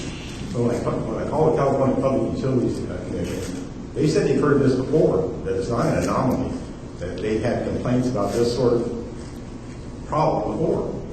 And that's what they told me. And also, Right, but that's not even evidentiary. I understand. I mean, that's anecdotal. Right. You know what I mean? Just tell me what they told me. And, you know, I mean, I could call them and say that happened when Dave called me, and I didn't know that my kid ran the water, you know, while I was gone. So you know, I appreciate that comment, but that doesn't really, you know. Well, I don't think it's an anomaly. I think it happened before than what people realize. That's what I'm saying.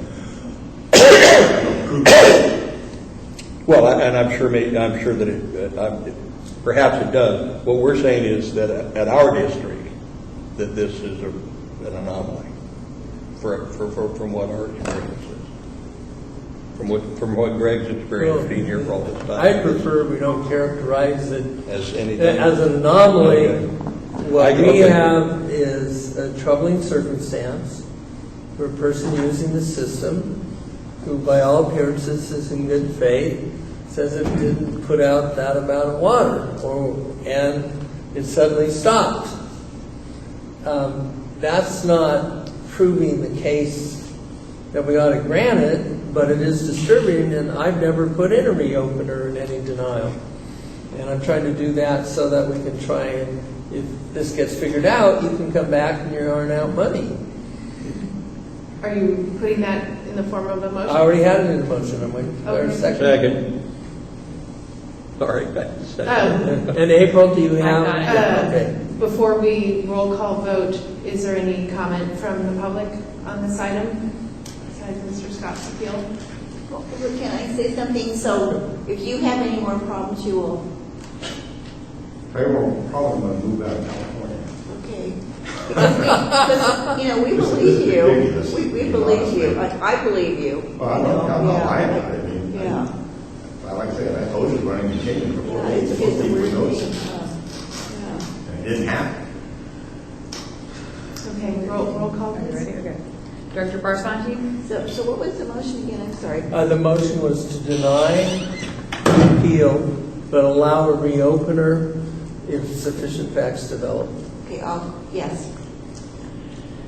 Director Corbett? Yes. Director Couch? Yes. Director Mayo? Yes. And President Burke? Yes. Thank you for coming down. So I'm blowing out the water, right? Thank you very much for your time. Well, Thank thank you. you for bringing it to our attention, too. We'd like to hear You from betcha. you. We are now moving back to item E4, the approved fiscal year 2018-2019 audited financial statements, page 66. There's a lot better reason to move out of California than this. Oh, James, clicker.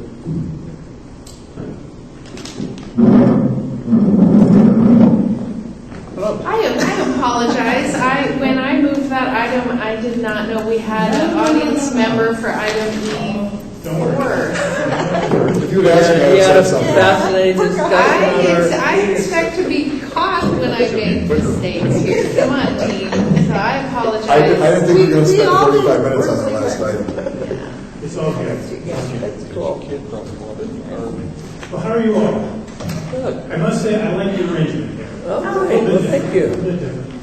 I'm Chris Christopher Brown. I'm the engagement partner. I'm going to go over the audit for fiscal year 2019. And I'm assuming, there we go. Basically, just kind of go over the highlights. If you have any questions, let me know. Okay? I know that there was a conference call with Andy Beck, the manager on the engagement, finance committee, audit committee to go over the results. But if you have any additional questions, please let me know. Okay? I'd like to let you know that the audit was performed in accordance with auditing standards generally accepted in the United States of America. Those are the guidelines that the auditor must adhere to when performing an audit. We are held to them as well. We are audited every 3 years, and they basically check us, make sure that we're in compliance with those rules. So, our audit procedures include assessing the district's internal controls, how you do things, best practices, making sure that your policies and your actual transactions match up. Any deviations we bring to management's attention. Let me say we did not find any. Agreeing balances to supporting documentation, looking at your cash balances, receivables, your capital assets, and such, matching it to the original documentation to make sure that they agree. And performing analysis on key relationships within your financial statements themselves. There are two documents that come out of the audit. There's the financial statements, and then there's the management report. Within the financial statements is the auditor's opinions, very front. And this is basically the meat and potatoes of the whole thing. In our opinion, the financial statements referred to above present fairly in all material respects the financial position of the McKinleyville Community Services District as of June 30th, 2019. So that's a clean opinion. So congratulations on that. The second document I referred to was the management report. You hire 3 people essentially. You hire your 2 people essentially. You hire your general manager, your auditor, actually 3, and your attorney. Okay, we report to you. I don't work for management. I work for you, the board. You are my boss. The whole idea is for me to audit the report and report to you our findings on it. So I'm happy to tell you that within the management report, we did not identify any material weakness within the district's internal control structures. There again, if we had come across anything that we felt needed to be raised to the attention of the board, it would be within that document.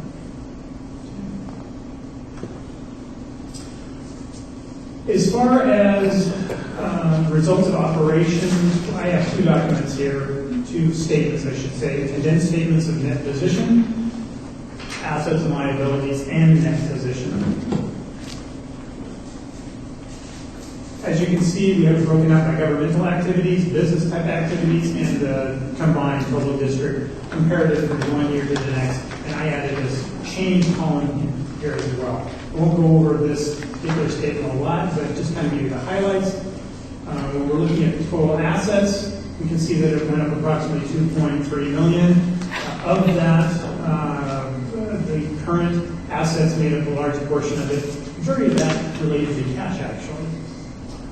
Deferred outflows or resources, it went down approximately $150,000. That relates to your pension plan and your OPEB plans, basically retirement benefits and health benefits to your retirees. This is kind of a holding area. There's, I think in the prior presentation last year, I kind of went into some more detail, but basically this is kind of like a holding area, and these amounts will be applied in the next year with regard to those plans. With regard to your liabilities, you can see they went up approximately $458,000. Deferred inflows, very similar to deferred outflows. They have the opposite effect, though. They will be added to your liability in the next year. Net position. This is what I tend to look at. Now, when Andy Beck, the manager on the engagement, reported to me on the conversation that was had, there were some questions with regard to I believe, analysis, ratio analysis, and what we look at. And to me, for governmental organizations, because you don't have the profit motive that a private company would, things like day sales and outstanding, things like that, your collection rates and gross margin analysis, it isn't really, you're not into that. You're not a profit-motivated enterprise. What I do look at is I tend to look at net position, because what net position really represents is your net worth. It's your assets, deferred outflows of resources, minus your liabilities, deferred inflows of resources. This is what falls out right here, what your net worth is. And when we look at 2019, here, you see that total net position, 28,727,293. We take a look at the change column here between the 2 years, you can see that your net position actually increased 2.7 million. Okay? What I tend to look at even more so is this line item right here. It's unrestricted net position. It's basically what's left over. This column right here, or this line item right here, is what you have invested in your capital assets. This line item right here, restricted, relates to funds that are restricted for use for capital projects and debt payments. This reflects cash, essentially. What's left over is this unrestricted amount. It doesn't represent cash. It's the difference between assets and liabilities, what's left over. And we do see that we have a positive movement, 3.3 million, so positive movement there.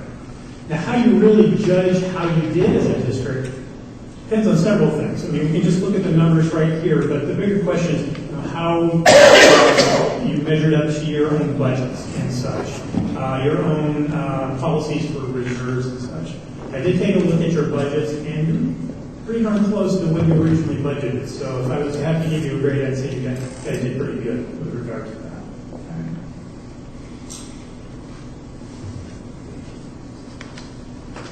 Here is the condensed statements of activities. It is your profit and loss statement.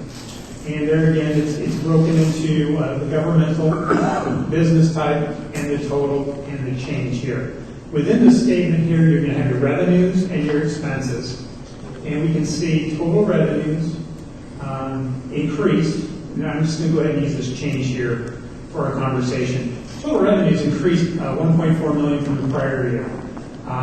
Program revenues, essentially what you do for a living, selling water, wastewater, other things such as that. These are considered program revenues. General revenues relate to property taxes, interest earned on your investments and such. But what you can see is total program revenues, basically what you do for a living, went up 1.137 million. Big portion of that was in this change. Charge for services went up approximately, just rounded up to 400,000. And capital grants and contributions went up approximately 800,000. General revenues there again, things like property taxes and investment earnings. You can see small change in property taxes, large change in investment earnings. That we're seeing that across the board for most of our districts.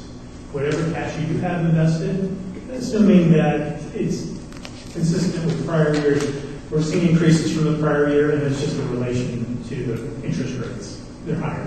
So you're getting a higher return on your investment. There again, total revenues went up by 1.4. Expenses down here went up approximately 230,000. The big items there, you can see the increase in wastewater, water, general parks and recreation, decrease in the Measure B itself.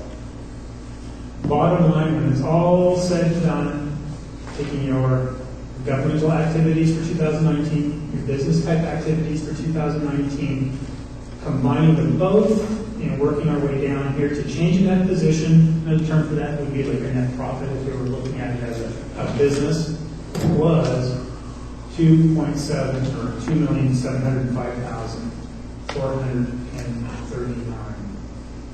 So that's kind of the big picture here. So what do we take away from this? It went very well from our viewpoint, very efficient. We were able to provide you with an unmodified opinion, clean opinion, and we did not identify any material weakness within your financial statements. That's essentially the results of your audit. There's got to be some questions out there. I'm sure there are. Thank you very much for the presentation. And I will turn now to our audit committee to get a report out. And I want to thank you when we had our conference meeting for answering all our questions and everything. I really appreciate that you took the time to do that with us. And Andy wanted me to ask if he handled all your questions out. He did, yeah. Okay, good. He wasn't quite sure when to call them. I said I went out. Yeah. And I have one more question. It's just because I don't I don't know about this. And if you can't tell me, maybe you can tell me where I can go look it up.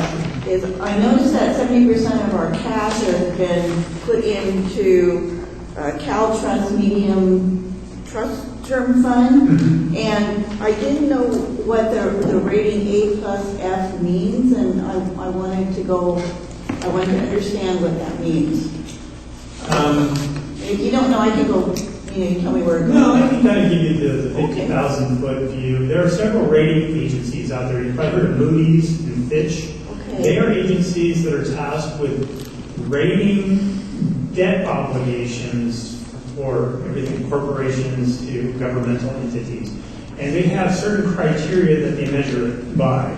They basically take into account revenue streams, many other factors, but basically they ascribe to a particular debt issuance or group of debt issuance a rating. That's proprietary to them, but that's essentially what it relates to.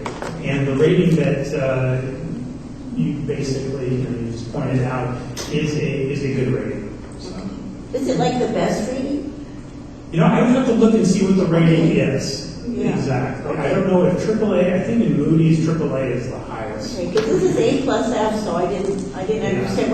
We're going to go look up what this means is A+F. Colleen might know. Colleen, do you know if it's a Fitch or if it's a Moody's or if it is a state? I can get back to you and see which agency is providing that. Okay, thank you. Sure. Okay, that's all I got. And the general context is the government regulates the districts in a fashion that you can't make hardly any money.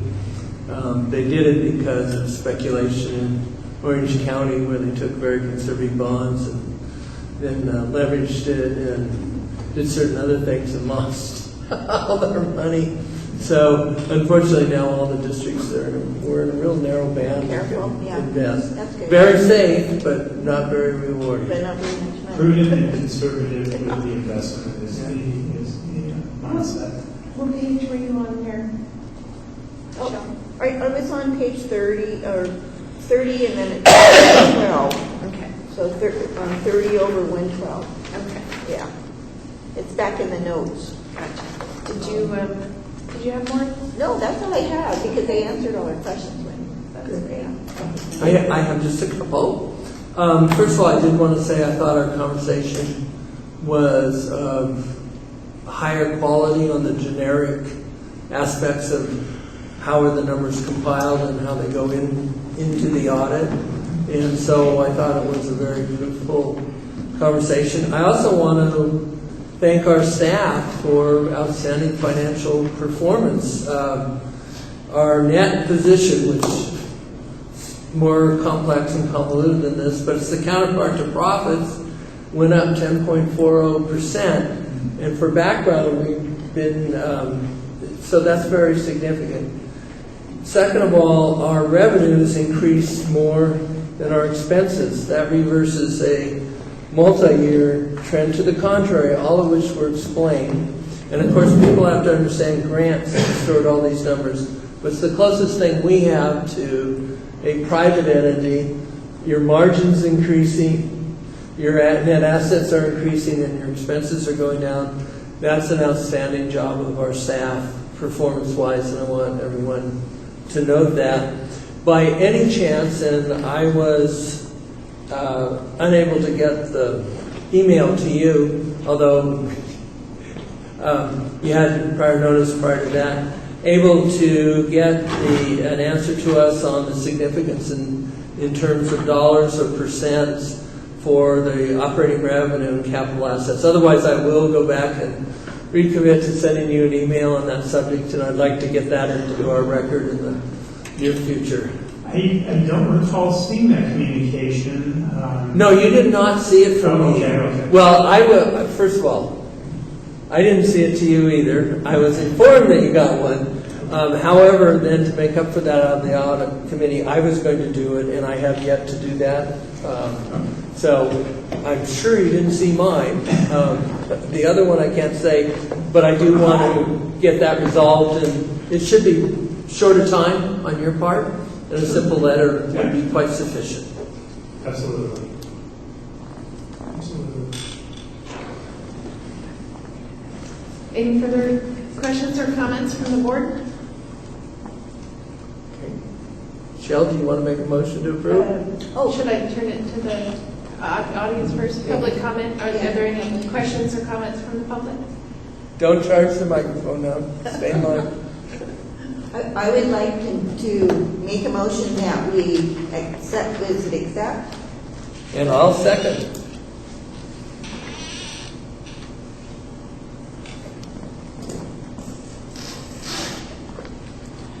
Director Barsanti? Thanks again for... Yes. Thank you. Director Corbett? Aye. Director Couch? Yes. Director Mayo? Yes. President Burke? Yes. Thank you very much. Thank you for your presentation, and apologies again for switching the agenda order. We can all learn. Moving on to item E5. A lot of experience under our belt now for item page 148. Okay.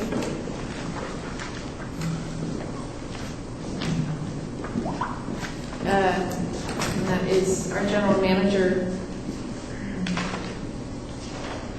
guiding us. Thank you. This is a consideration of the Reynolds claim for damages. In accordance with Government Code Section 910.2, claimant Rachel D. Reynolds has provided a complete claim for damages resulting from a leak that occurred between May 2018 and January of 2019. Ms. Reynolds had requested that we discontinue or shut off her service. A service order was generated, and one of our employees went out and turned off the angle stop at the street and locked off the service. We received a notification from Ms. Reynolds some months later that there had been a significant amount of damage in the house because our meter or the angle stop leaked, and the flow of water through the meter was so minimal. Or so here, let me rephrase this because I'm speaking anecdotally.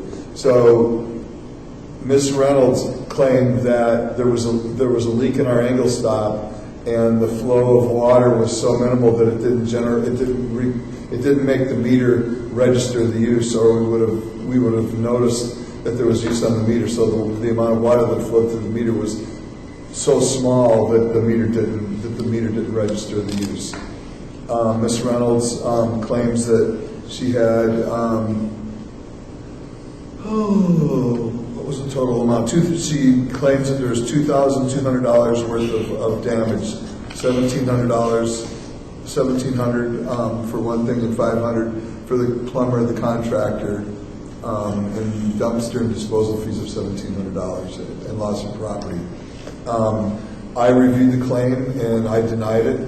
I informed Ms. Reynolds that she had that she could bring her claim to the board of directors.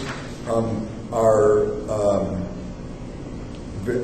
Rule 6301 is a variance that any time that there are special circumstances on a particular case, or that there are difficulties or unnecessary hardships result from strict interpretation and enforcement of the standards, that somebody can come to the board for recourse. I would like to point out that it was found that the angle stop was leaking by slowly, and that the water was going through the meter. When we pulled the meter, we we saw that there was water leaking out past the angle stop. The angle stop has since been fixed, but I would like to point out that Rule 7.06, which is control valve on the customer's property, the customer shall provide a valve on his side of the service installation as close to the meter location as practical to control the flow of water to the piping on his premises. The customer shall not use the service curb stop to turn water on or off at their convenience. So even though there was a leak in the angle stop, which is not uncommon, to circumvent that issue, we required, but it's not mandatory, but we suggest that the customer have a shut-off on their side of the meter.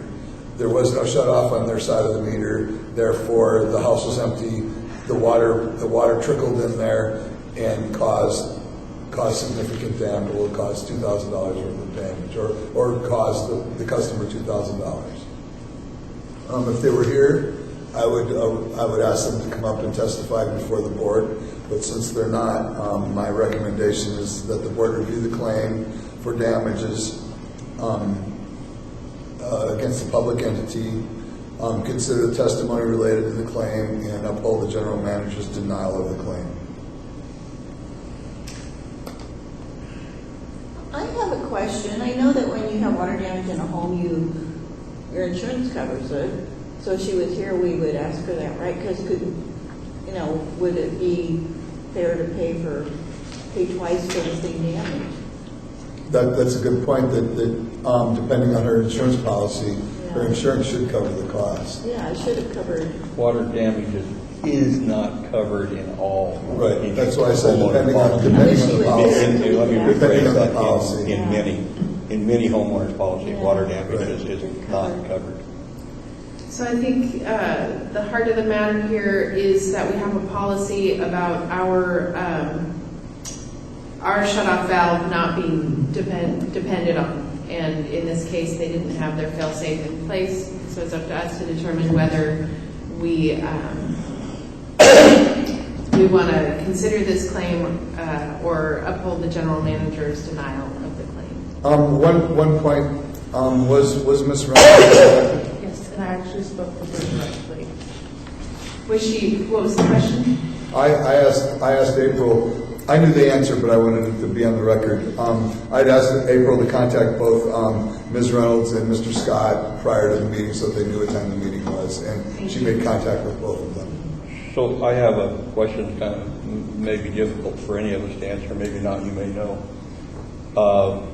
Given that we do have this as a statement, does that absolutely preclude us from any liability or any shared liability if it was acted on further? If she went to small claims court, I couldn't answer that. That would be up to the judge. So, and I'm inclined to agree with what I've just asked in the question, that there's a possibility that a judgment could say, you both share some bit of liability for it. So anyway, that's all. I'm not willing to go to bat for it. I'm just making that point. I know that, I should ask, any more comment or question from other board members? Well, my comment would be, we require them to have a shut-off, and they didn't have a shut-off. So that's pretty cut and dry. Yeah, okay. One question I have, I know sometimes when someone hasn't paid their service, they get like a door hanger that says your service is going to be shut off or something. Do we do that? And I don't know how frequently we do this kind of thing, but would it be of any value to have sort of our policy that, hey, we're shutting this thing off, here's our policy, like it's on you? We did. I mean, there were service orders were sent out when she called in and said that there was a problem with meter. Obviously, I mean, she talked to Jennifer. Jennifer looked at the information that we get off the radio reads, right? She looked at the beacon information and it said there was no problem, but it which she told Ms. Reynolds, but then she also sent out a service order, so we had actual people go out and look at the actual meter, and they said, okay, yeah, there is actually, it is leaking here. But again, that doesn't address the issue of a shut-off between the meter and So when our meter, when that's leaking, and it's our piece of equipment that's actually leaking, we see that, we shut it off, we repair that, right? Yes. And so how long did this leak occur causing damage? It was a significant amount of time because the house was not occupied. So we didn't know about it until we were notified. If you look at the claim. Yeah, I did read it, but I don't remember all of it. May 2018 through January 2019. Yeah.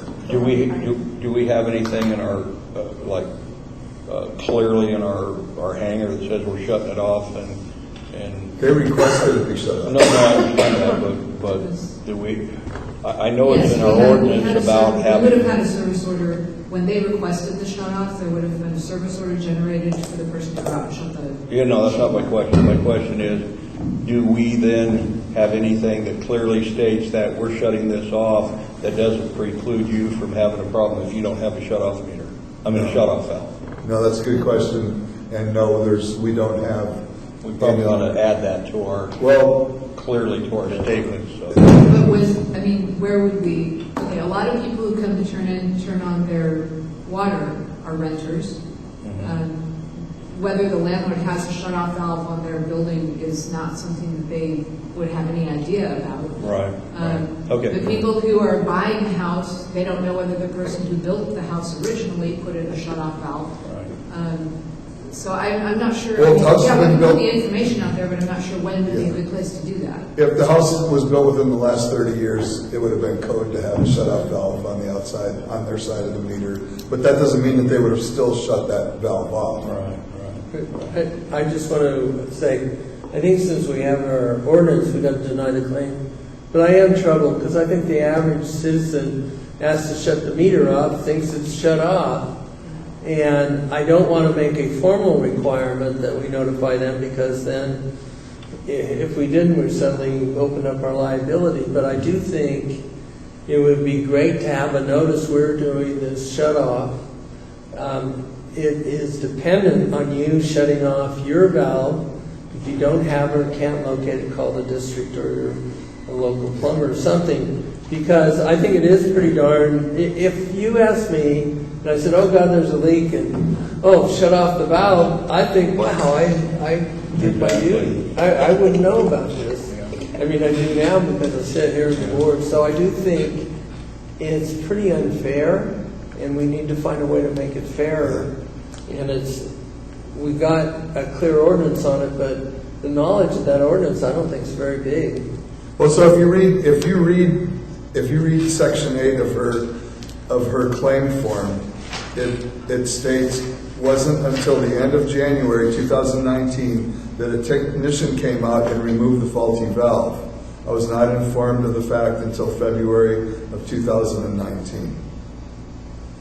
Okay, but let's take it out of this set of facts, because I'm willing to deny this. Okay. I'm saying, as a citizen who gets water here, and if I have a problem and I ask that the water be shut off, I would think that takes care of it, and so would feel highly misled if I don't get that knowledge. So we're not talking about the law, we're talking about having some form of communication generically, not necessarily this claim, that says, hey, we're shutting off your water valve. We want you to know that this will not take care of your water problem unless you do your own shut-off valve. If you can't find it, call a plumber or something like that. Because, like I said, it just seems misleading to me. Yeah, that's doable. And have that more an informal thing than an actual policy, because I don't want to be excused if we miss the notice or they claim they weren't there in the place or all those kinds of things. I guess we are coming into a kinder and gentler period of time, because back in the old days we would have just told them you have to have a shut off on your side of the meter if it leaked tough rocks. Well, I understand, But That's what we're upholding, but I'm trying to say. I appreciate us If going you extra asked mile. me and I asked you to shut off the valve, I would go to sleep. No, I appreciate the fact that it's not, going that extra little bit of effort is not that big of a deal to inform them that in a way that we'll have to wordsmith it, because I don't want to, we would have to Yeah, you got to be very careful about it. how we. Yeah, like I say, we're shutting our water, our valve off, be sure you shut your valve off. Yeah, or we're going to shut our valve off, but these valves have the potential to leak by, so we're going to secure the service, but that doesn't mean that there's not a potential that it might leak by. And I did want to answer Mary a little bit. Ordinarily, and of course, you got to look at each fact situation. The district, one of the things I love about the district and always have, and one of the reasons I actually came on this board was the district calls people up when there's a leak. I mean, it's not like a door hanger. They call you up and they say, John, you got a leak. And that's how I told you I fixed one, and I go whoosh, and they called me up and said, you got another leak. And Dave does that. He doesn't have to even look up the phone numbers. He just knows them. So I think that we generally, on a regular day and on a good day, do that. I don't know about a bad day, and we're obviously going to miss it some of the time, but the district, it's a tremendous customer service, because some water districts don't tell you anything. Well, I kind of wanted to point that out in this item and the subsequent item, that I was really proud of our staff for coming through, always keeping tabs on what's happening out there in the community. Have I heard a motion on this? I'll make a motion. I had some public comment. Well, since I deal with this situation fairly frequently. Okay. We have a standard form letter that if we have someone that can't turn their water off and they request we turn their water off for plumbing, they get the form letter that says you are required to have a shut-off. And then depending on how my mood is, I don't have to turn their water back on until they have it shut off. So. And do you have a fee for turning it on and off, Dave? Yes. What is that? Well, I mean, it's $50, $60 or something like that. But the whole point is. What's our charge now to run out and shut somebody's water, just to secure the, do we know what that is? It used to be $15, but I think it's more than that. Yeah, I think it's 35 for during business hours. It's 53 for a lottery connection, or it was 50 Well, they're not for supposed a to lottery operate the connection. thing, And after hours is more. Yeah. I don't. Any more dialogue on this? I will absolutely pass your appreciation along to my staff, because they hear a lot of people who are, come up to the window and are unhappy about things. And it's really nice to know, it'd be really nice for them to know that they are really appreciated and that their efforts. They're excellent out in the field. I mean, they really are. Yeah. And in receiving the customers. Any public comment on this item? I have a question. When she just wrote down it's $2,200, were there bills turned in with it or anything? No. Okay. I think that's interesting. Okay, call to question. Anybody? Is there a second? I'll Did you move? Okay. Okay, second? We got one. Great. Director Barsanti? Yes. Director Corbett? Yes. Director Couch? Yes. Director Mayo? Yes. And President Burke? Yes. Can we take a 15 or 10-minute break? Because, Sure. Can we take a 5-minute break? 5 minutes, yeah, let's Okay. take 5 minutes. I just think that long. I want to apologize for. I was up twice. I was up moving twice I already. know, but I don't like to live. No. I mean, it's super important. I think John and Dennis are trying to make Mary's this the longest board meeting we've ever had.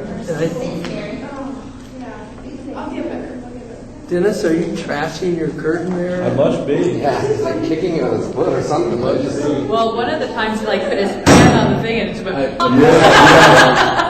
When he, Like, oh. when he found out he was gonna have to be paying more, property tax for fire, he blew off. That ain't a done deal yet. Those boys don't want to count that. They don't want to necessarily count on that passing.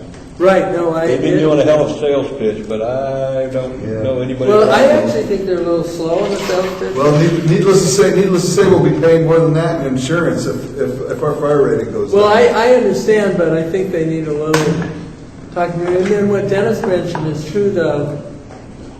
Everything's cost of living, but it's killing us. And so I think it's the squeeze down on the wages and everything else. I don't know what's causing it, but I Here's know. something that they don't present, and they want to have this Class A fire, everybody's paid, everybody's lieutenants and captains, battalion chiefs and stuff, and it's all adds up to a lot of damn money.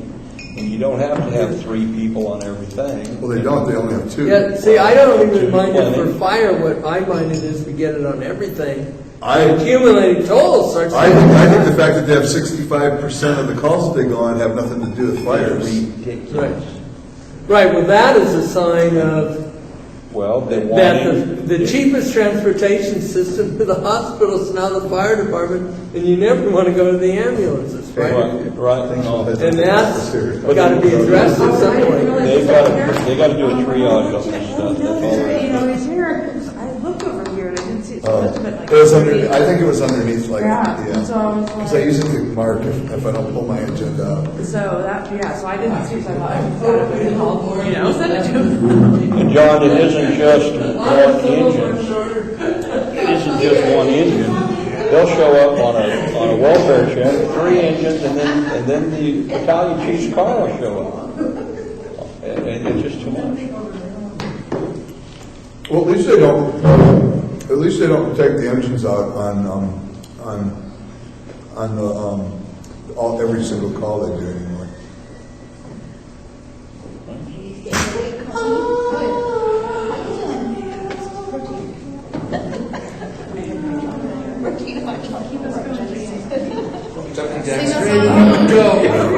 Yeah, I know. Oh, you're kidding? No, I'm serious, I'm definitely, I'm literally. Oh, are you really allergic? In fact, I think you can line up. That's not good. He's having fun. Did you know that from No, it's my fault. Well, I'm learning a lot tonight. Years ago. You know, I've been here a year, I've never seen people about that. Oh, yeah, we get them. Yeah, But I don't think I've ever seen it. yeah, we get them. That guy used that water somewhere, and he Every Sunday. I was gonna say, he Every had his Sunday. son living in an apartment, and I didn't want to press the issue, but I was like, what does your son, is he? You know, maybe Has he got a still running, maybe? yeah, and maybe the kid turned the kid could have turned the sink on Oh, and okay. left. The highlights, right? Can you get it like- And forgot to turn it on, and wouldn't admit it, you know. No, we're just- $100 extra on a bill anymore, that ain't much. Like score and stuff. Yeah, it was about the money too. Yeah, he said that, but he didn't, if that was the case, he wouldn't have stormed out as pissed off. Extremely pissed off. I don't know. Oh, yeah. I'm going to move out of California because of this. Yeah, he was pissed.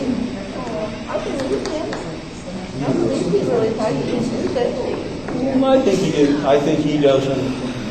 I think he doesn't know why it happened. I believe that. Yeah. How many dollars you have? But Boy, we're strict on the water thing. I'm not.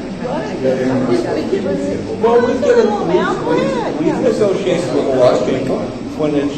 But this is the kind of thing that just doesn't jive.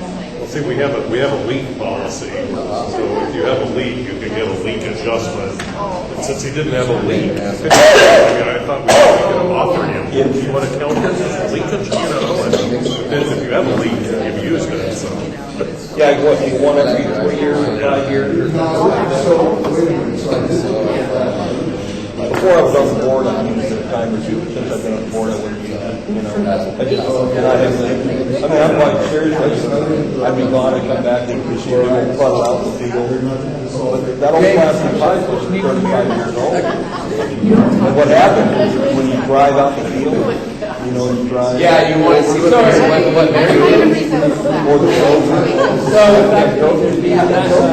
That way, or you don't buy it, get water. 3 or 4 inches this way, then I won't be. Here's, tuck them back so you can't. Yeah, we were trying to avoid, when we set this up, the chairs were sitting here, I was trying to avoid crossing that door, so I said, I think that's shoot right. it through here. But we can go back, shoot it across by Mary, and then bring it underneath. And we had a leak and it just. Well, it's just that it's occupancy at an angle. Yeah. No water or something? And I don't think it'd be very hard to change the layout. There's a thing in insurance called C case steam. Each of the letters are the things that insurance will not pay for. Oh, I feel a lot better when we send a notice. Earthquake, I think it is a. EC, shaker, steam, won't pay for steam damages. I can't remember all of them, but that's the little That's acronym good way to go. that most insurances will not pay. Okay. And boilers, steam, home, building that steam, you couldn't Are we all insure them at all. Right. I don't need to. What's the old We're just building? gonna- Steam boiler? No. I don't know what. Bring us back to order. Is this the gavel throwing? But yeah, we Everybody exercise. keep our rhythm to it, yeah. We're all rare now. We are picking up at item E7, consider the approval of tactical planning matrix, page 155.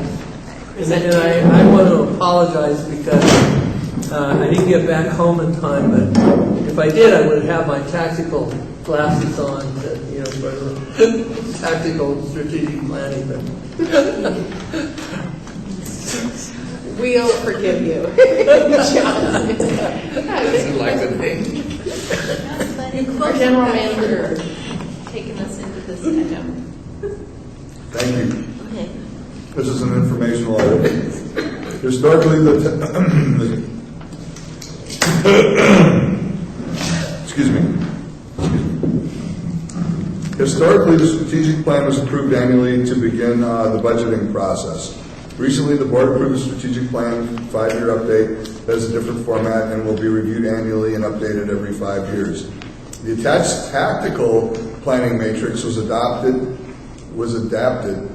and updated to reflect the current projects and the strategic plan 5-year updates, starting with the calendar year 2020. It was presented to the board for feedback at the November board meeting. This planning matrix will be used to plan projects and strategic plan visionary goals. Staff has incorporated feedback from the November meeting and now presents the final draft of the tactical planning matrix for review. For review only, staff recommends that the board review discuss the tactical planning matrix, which appears here as attachment 1. So, if you look at the attachment 1, we did some work to this. We made it easier to be able to read by lightening it up a little bit and being able to see. That was one of the comments that we had, that it was too hard to see. But basically, what the tactical planning matrix is for, it's an annual placeholder for us to be able to review and keep track, and for the board to be able to hold us accountable for a certain amount of work to be done annually and incrementally related to each project. And this matrix also provides staff with the ability to be able to have a place to start when it comes to the 20-year facilities plan, to make sure that for the next 5-year planning period, planning horizon, that we've got money in the CIP to be able to do this. And it also is a good way to glance and judge our capacity to be able to meet the demands to get these goals accomplished. With that, I'll take any questions, comments. What are we using as a percent of, how are we calculating the facilities plan upgrade dollar amounts? I thought you said we're going to be are we going to be developing that? The facility, the pipe? No, not the pipes, the buildings. I thought you mentioned that this would be addressed. It's in the CIP. Okay. It's in the capital improvement plan for the Parks and Rec Department. Okay, well, that would be Parks and Rec, and they're also going to have the buildings? Yes. Okay, because that's a huge hit on them. Yeah, That's not correct. necessarily, And I don't know if fair. when we get to the Parks and Rec CIP, we'll discuss the fact that we basically filled in, instead of just figuring out what we could actually afford, we actually we basically phased in so that the board can actually see the reality of what the liability is for the replacement and improvements. But we can talk about that when we get Okay, there. that's fine. I just wanted to make sure, because a lot of people wouldn't think of maintaining this building as Parks and Rec, for example. And so they're carrying the building for some fairly generic district facilities, and I just want us to keep that balanced when we review them, because they're not getting more revenue and they're getting more expense allocated. That's all. No, yeah, absolutely, but And I'm in favor of putting, addressing the costs of our facilities and maintaining them, so don't misunderstand my comments.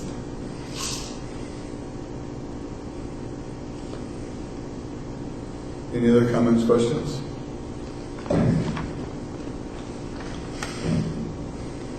So it appears you added the strategic planning items with the stars, right? So that we can see them right away? Yes.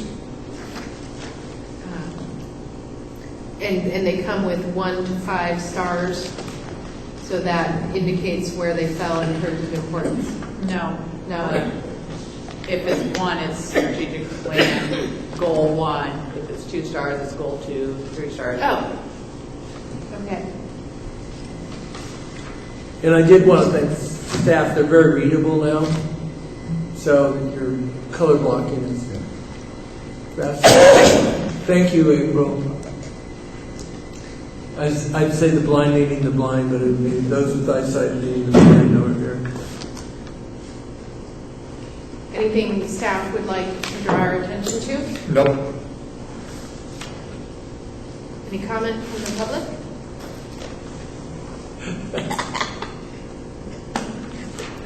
All right. Did you say this is informational, right? Yes, it's informational, and it'll be in the actual the budget in June for approval. And if we come up with anyone, Absolutely. If there's notify staff. After the fact tonight, if there's anything that you see and you have questions, please forward your questions to me, and I'll see that they get answered before any concerns, questions, comments, suggestions. Okay, on to item E8 then. Yes? We are considering updates to MCSD's rules and regulations regarding disconnection of services. Is that right? Yes.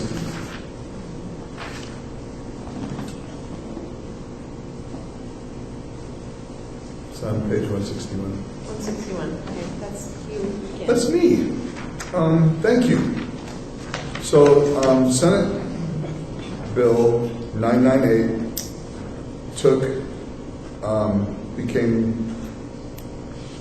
became effective as of February 1st of 2020.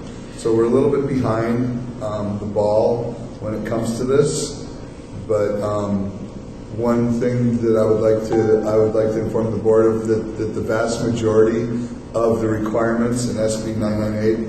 We already met those requirements. So it wasn't like we had to do anything. So basically, as of February 1st, we just can continue to conduct business as usual, and we're in compliance with SB 998. But because of the specificity of the piece of legislation and the way that our rules and regulations are written, we're going to basically modify our rules and regulations. So some of the primary procedural safeguards that MCSD is required to implement related to SB 998 are: a public entity shall not discontinue residential service for non-payment until a payment has been delinquent for at least 60 days. We're already doing that. At least 7 days before the date the water service is discontinued, a public entity must contact the customer named on the account by phone or by written notice. I believe that that happens more than 7 days in advance. The notice must contain all the following in a clear and legible format: the customer's name and address, the amount of the delinquency, the date by which the payment or other arrangements for payment is required to avoid disconnection of service, and the date of the intended disconnection. A description of the process to apply for an extension of time to apply. That's not necessarily in the written notice, but it will be. But it is definitely communicated by phone when we talk to the person or when they come to the window. Isn't it, or is it on the? It's also in the report. Is it in the notice? Everything. I mean, we did that checklist last year. So Okay. A description of the procedure for. So anyway, to basically. Everything that's in this list is basically being done right now. So the proposed order, so anyway, to get back to this, our rules and regulations now have to be modified by ordinance related to this. The discontinuation notice was an ordinance. What we're going to do is we're going to propose that the disconnection policy becomes a resolution, and then the ordinance will speak to a disconnection policy.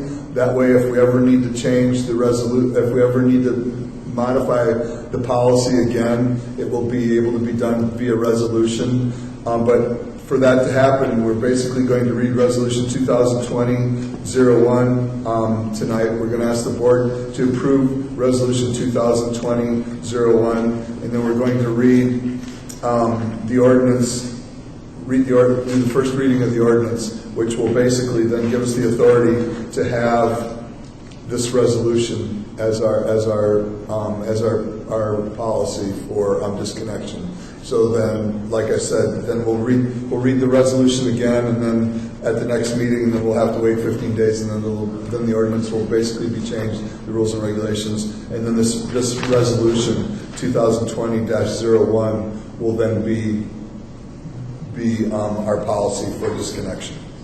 One of the things that we haven't done yet that's a big deal is there's what are there, six different translations? English, Spanish, Korean, Vietnamese, Tagalog, and I think that's it. Yeah, there's We're supposed to have those notifications in all of those languages and any other language spoken by more than 10% of our service population. So anyway, the only minority that we have that reaches close to that is Hispanic. So since Spanish is one of the languages that we have to maintain it, that will be no issue. Board Council has recommended that since this could be construed as a request for information from the district, that we would have a time limit. So as opposed to going out and having translations in all these different languages with the potential that we might never need them, that if we get a request for the disconnection notice in that language, that we would then generate it and get it to them that way. There's no real clear there's no real clear, there's no case law yet related, and there's opinion on both sides related to whether you have to submit those translations on demand, or if you have time, as you would with any other request for public information. And it would be my recommendation that we go ahead and get the Hispanic one, and the rest of them we would just hold off on, and then if we need them, because one of the strange things is the legislation specifically says you can't use Google Translate. You can't use what? Google Translate. Yeah. Oh, It's not good enough. okay. But since SB 998 is coming to law, I probably get 5 or 6 emails a day from translation services. So I don't think it's going to be hard. It's going to be hard to find. Questions? Well, I'm sorry, I'll wait till they're done and I have. That was all I had. Oh, so anyway, I'm sorry, that's not. So staff recommends that the board review, take public comment, and adopt resolution 2020-01, implementing a policy governing the disconnection of water services for non-payment of water rates and charges, which is attachment 1, and staff further recommends that the board conduct the first reading by title only of the ordinance 2020-01, amending Rule 9.05, 10.01, and 10.03 of the MCSD rules and regulations, which is attachment 2. Other question? Well, if he's done, not a question, a comment. I'm done. Yeah, okay. First of all, I think converting the ordinance to a policy is very wise, at least in the seminars I attended. The left hated it, the right hated it, and the middle hated it. And it's actually morphed a little bit from the in lieu tax. They can't get that through for your low income, so they're pushing a little bit this way. But I think it's going to get changed. I'm not sure how. So I think that's very wise. The second thing is, when we get done with the first year, I think it'd be really good if we had an economic analysis. How much is this really costing? But where the road or the rubber hits the road is going to be if we shift to a more low-income community, the cost for this can rise considerably. And we would need to think that through. There's a problem with the way they structure it. If you hit your low-income communities, that means the prices go up to pay for the people who can't pay for it in your low-income communities. So that's why I don't think it's a stable position, but I think we're wise to get ahead of it. Lastly, and I don't think we should delay the program, but it might be wise to see whether we can, at a very economical level, get a translation in Yurok and Weon. The Yurok tribe, the Weon were primarily in this area, but there's a lot more Yurok in the part Weon. And so I just think it'd be good if we can do it slowly and economically, develop that and have it all ready to go. I think that's a respectful thing to do. Virgil's son is doing a lot of stuff over here and has got pretty good at getting significant amounts of grant money, who might be wanting to help do that. And I guess it's a very respectful thing to do, and I would support it. There aren't very many people in the tribes that speak or read the language. No, I understand. I wasn't making it mandatory. I wasn't making I understand, if it was expensive, but I think it'd be worth some kind of try. And lastly, this gets back to Leslie. I thought we were going to get from you out of the census data a map of lower income districts or areas in McKinleyville, because the other approach people are getting at is changing the voting procedures to districts, depending how that's distributed. And I can't tell you the answer, but I know, I think it was actually one of the strategic planning sessions or the meeting after, you were going to prepare that. And I'm very interested in getting that data so we're proactively ahead of not attracting a lawsuit that forces us into districts that if we go that way, we want to plan it if we can. I actually like the more general elections, but it's all part of this matrix and going on right now with I low looked income. into it using the mapping tool that the state Parks and Rec website has, and it's,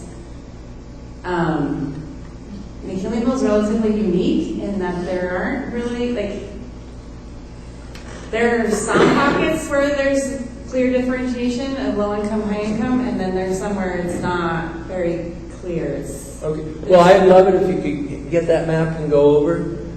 oh, it's not You're just, it's dealing not with really now getting the a map. tragedy of the county planning process. McKinleyville was doing it right. Yeah. It was getting more permitted low and moderate income housing, scattered low income housing, rather than getting the districts which have caused. We'll have to build them. But Leslie, those places identified are pretty small. But I have, population. the tool I have is half Because, the radius. Yeah, anyway, I think that's really valuable strategic information, and we need to be proactive. That's all. Is there, do you know, is there any, like, requirements? There has to be a certain size of population to be an actual. So I don't think that has, you know, guys, I don't think it says a whole lot to do with this agenda item. It's 10 o'clock and we've got quite a bit I more. thought this was about the languages. Yeah, but what does that have to do with low Well, income? I'm getting there. Do we have a possibility for an intern position through the schools? Because we have a Spanish immersion program at our local schools. I'm just wondering if we could think about incorporating that into our, what we do. For language translation? Yeah. For all of our things? I'm not sure what. We have a Spanish immersion Yeah. program at our schools. Right. And I'm thinking that might be another way of interacting with our school in our stuff that we do at the district. And maybe, I don't know how far that goes, how far up the grade levels that goes, but maybe someone, we might even get grant money to do that, to get an intern that would help translate or whatever. Just a thought. So we have 2 attachments in front of us and a staff recommendation. Greg, you had said we would read the resolutions? No, you have to, so anyway, so you just have to, so you read the ordinance so the first reading of the ordinance is done by title only. So basically, the board, by approving the staff per staff recommendation, you approve resolution 2020-01, and you do the first reading of ordinance 2020-01, amending rule 095 or 905, 1001, 1003, to amend the rules and regulations. So I move the staff recommendation as just delineated, because it's pretty complex when they do all the numbers. I mean, So there's a motion. I'll second it. Any public comment on this item? Seeing none. Director Barsanti? Yes. Director Corbett? Yes. Director Couch? Yes. Director Mann? Yes. President Burke? Yes. So it sounds like there's a host of topics that could come out of these actions, but we are moving on to item E9, page 173. Look at the 8 pages. Thank you, Mary. And this is April. It's April's turn. All right, so every year you're supposed to discuss and consider various committee assignments that will be appointed by the board president, and also designate committee chair, co-chair, as well as the treasurer. Board secretary, April Souza, is appointed by the general manager per the board policy manual. Talks about the government code defines an advisory committee as a committee which is comprised solely of less than a quorum of the members of the legislation body that created the advisory body. Standing committee is a committee which has continuing jurisdiction over a particular subject matter, for example, budget, finance, legislation, or if the committee's meeting schedule is fixed by charter, ordinance, resolution, or other formal action. Within this information in mind, the board may also choose to discuss the necessity of existing active committees. And so there's a list of the current committees that the board has been a part of. And so staff recommendation is that the board discuss the necessity of existing active committees, take public comment, and the board president make the committee appointments for the 2020 calendar year effective immediately. I guess my first take on this is,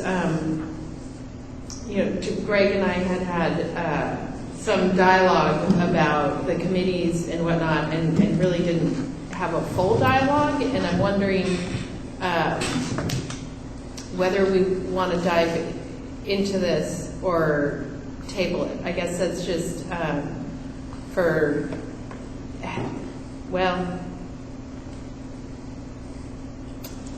Well, I guess one way that you could do it is you and I could continue our discussion related to the necessity for the committees. Some of the ideas maybe to make modifications to some of the committees or do away with them completely. Maybe ask board members what their wishes are, and then we could bring this back next month, and you could make committee appointments at that point in time, or we could just postpone it until next month, however you would like to. That's fine. Sounds good.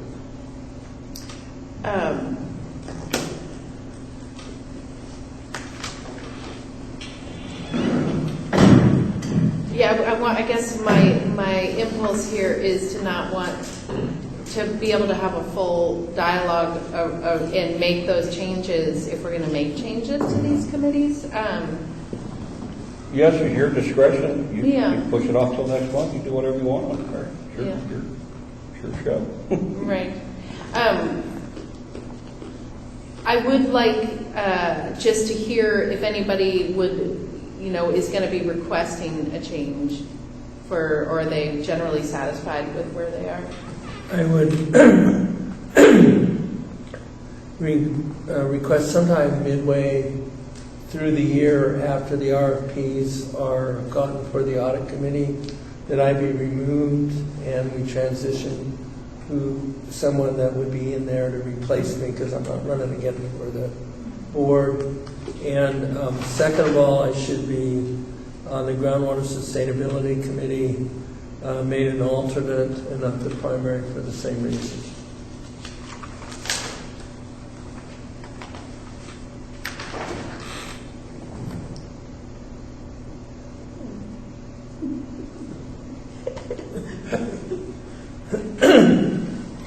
But at that point, elections are November, right? Right, but I'm trying to You're trying to transition ahead of time and also think hopefully can mentor some people on what the issues are, both generally but a little bit at a deeper level. And how's everybody else's monthly commitments? I'm fine, I'm fine, but I think the Cornerstone Committee could just be killed. Yeah. What is it? Cornerstone Committee. Well, good. We actually eliminated Okay. that committee. Oh, Cornerstone. The building won't fall without the Cornerstone. Can we have like a fun committee where we just meet and have fun? That's the party committee. Okay, I want to be on the party committee. Allocated strictly by seniority on this board, I want you to know. Dennis, how often does REDAC meet? Well, REDAC meets once a month, but I'm on the executive committee and the loan committee, so sometimes we meet every week, sometimes more than that. So you like 3 So, or 4 like times a month? anytime alone, related to- you guys got to Or a problem, or a bunch of stuff that I'm not able to disclose, but generally, it's, if I can say this delicately, many redeck loans are questionable because the people can't get the money anywhere else. Right, yeah, right, it's sort of. You know, so, okay, and so there's lots of management, system, anyway. So Pam, what percentage are Yeah. reasonable?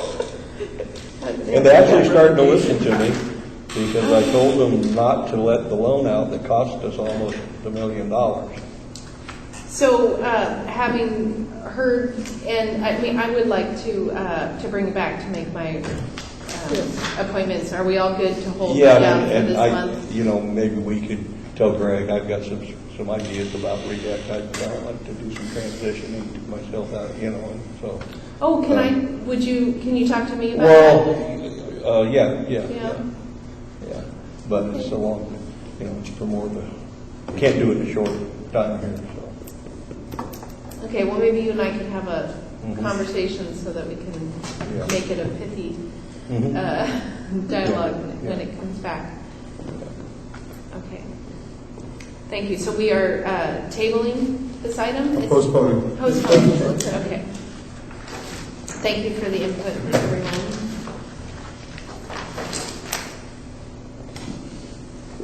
We are on item E10, review of the 2019 Integrated Pest Management Plan.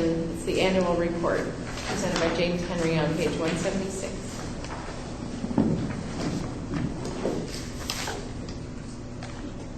Nothing further to add at this time. As stated in the IPM scope, I was trying to be funny and wake you up, but that didn't work. District staff will utilize the most environmentally sound approach to pest management and eliminate, where feasible, the use of pesticides to minimize environmental and health impacts of pest and vegetation management in all cases. To accomplish this, staff will utilize physical, mechanical, cultural, biological, and educational tactics as primary controls. The plan is intended to provide procedural guidelines for the implementation as a basis for pest and vegetation management that will protect public health, environment, and aesthetic value for the district facilities. As stated in section 4.A of the IPM, which is attachment 1, the MCSD coordinator, that's me, will compile data from all participating departments and submit an annual report at the January, unless it's pushed to February, board meeting to the general manager and the board of directors.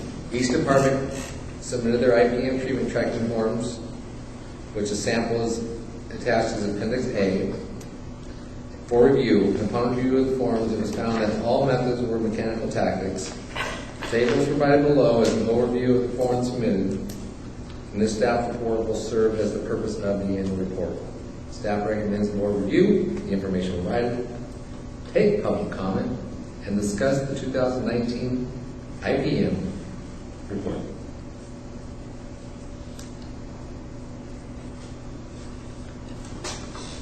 Well, this item makes me think of George and again take a pause and recognize what he brought to the district. And thank you for bringing it to us, James. Does the board have comment, question? Well, first of all, we've gone from a very controversial item to a sort of factual operational report. I think that's compliments the staff for endorsing this project and making sure that we owned it.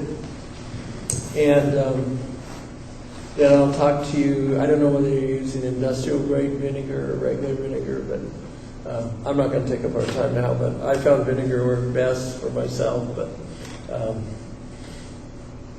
I'm not going to dispute your results on our turf and with your application methods.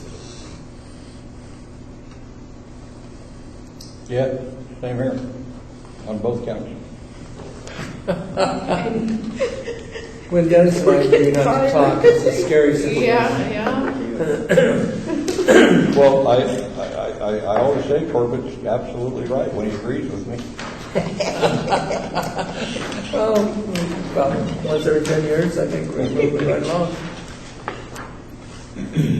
Questions on the table? I won't continue reading unless you want me to, but questions on the table?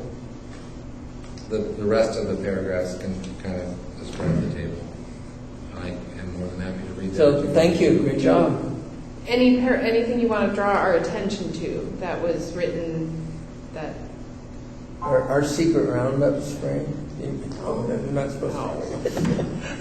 Now I see why you didn't want to see it.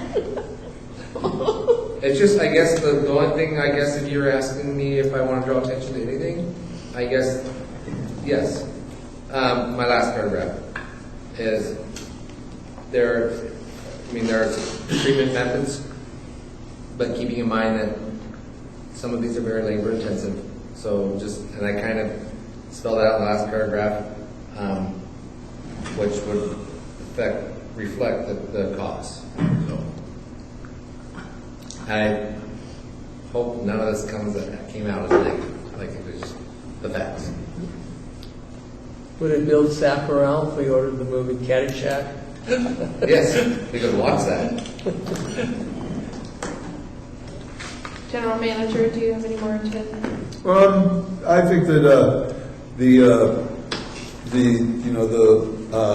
table on page 176 with the total cost, $135,000, because we're focused on mechanical removal of weeds and trapping gophers, as opposed to using poisons. I think is we really don't know how much money that's actually costing us more than using pesticides, because all we have is this cost. We don't have a representative cost for the cost of the chemicals or the cost of applying the chemicals or those things. But I think the value in the fact that when you walk through this park and you see a sign that says there are no pesticides used in this park, or when you go to Hiller and you see there's no pesticides used in this park, and the fact that at the office we don't spray poisons to kill ants, we basically use Windex or something like that to disturb their pheromone trails and stuff like that. I feel that it's making it a safer environment for all of us, and I don't know whether it's worth it or not, but it's working. Does this go into the Parks and Rec budget? Where does this go in the budget? Depends on location. I'm sorry, didn't hear? Depending on location. The vast majority of this expense is buried in the wage okay, I got and benefits costs. And planter beds are part of the open space management zones. Yeah. Yeah. Most of, if you looked in that chart, the gopher control, the Northern Humboldt swap is all park related, and the weed abatement planter bed is park related. Operations is more hard surface, 75 hours, where parks is the 1,129 hours. That's open space planters. So I would say, if I was going to throw a number, I would probably say 90% of this affects the parks budget. Yeah, I would say so, and I think that there's still a little bit of a learning curve left. I believe that we could be torching weeds a lot more than we are. I don't think we're using the torching, because one of the issues that we have is, because we have so many areas, by the time we get out there to pull the weeds, they're already this tall. Torching works much better when they're about this tall. Yeah. So that's one of the things you can only do. Certain techniques only are efficient if in certain circumstances. So I don't know whether we're going to have 2 more years and we can even buy propane, so we may have to come up with a different plan. That's true. Okay, any more comment? Public comment? Seeing none? This was an informational item, correct? Yes. Moving on to item E11, review information for the draft capital improvement plan for the Parks and Rec General Fund, page 195. This is presented by Colleen. Okay. The detailed draft of the capital improvement plan for parks is attachment 1. It covers 10 years, but most of those are estimates, or especially the farther out things are. We're basing these on the tactical plan, and we're also basing them on the facilities plan. This is what we would like to do. It may not, and this is a draft, so it may not be what we actually end up having on the budget in June. But now is the time to review, ask questions, check out the narrative, make inquiries, and all that good stuff. And I assume some of these items might be in that grant-related category. So that's why they're in here. If we can't handle it with our budget without the grants, they kind of disappear. But if we can handle it with the grants, yeah, grant-dependent projects depend on. We can't match it, come up with money that isn't if we don't get the grant awarded. Yeah, if you look at table number 9, that's specific for grant contingent or projects contingent upon grants. But there are some of these capital expenditures for the next year or the next few years that if we do get the grants, they probably would be covered via those grants, correct? well, one I was curious about is the flooring is it in here? Azalea Hall flooring. Is that happening no matter what? So it's included in the grant application that we'll hear about next month, hopefully. It needs to get done. Like, it's one of those things. Like, we hope to get the grant funding to do it, and if we don't, we are going to have to figure out some way of getting it done within the next few years. And as you see, the flooring here is not. It's still in really good shape. If James hadn't been dragging the tables around in here today, you're covering the worst spot.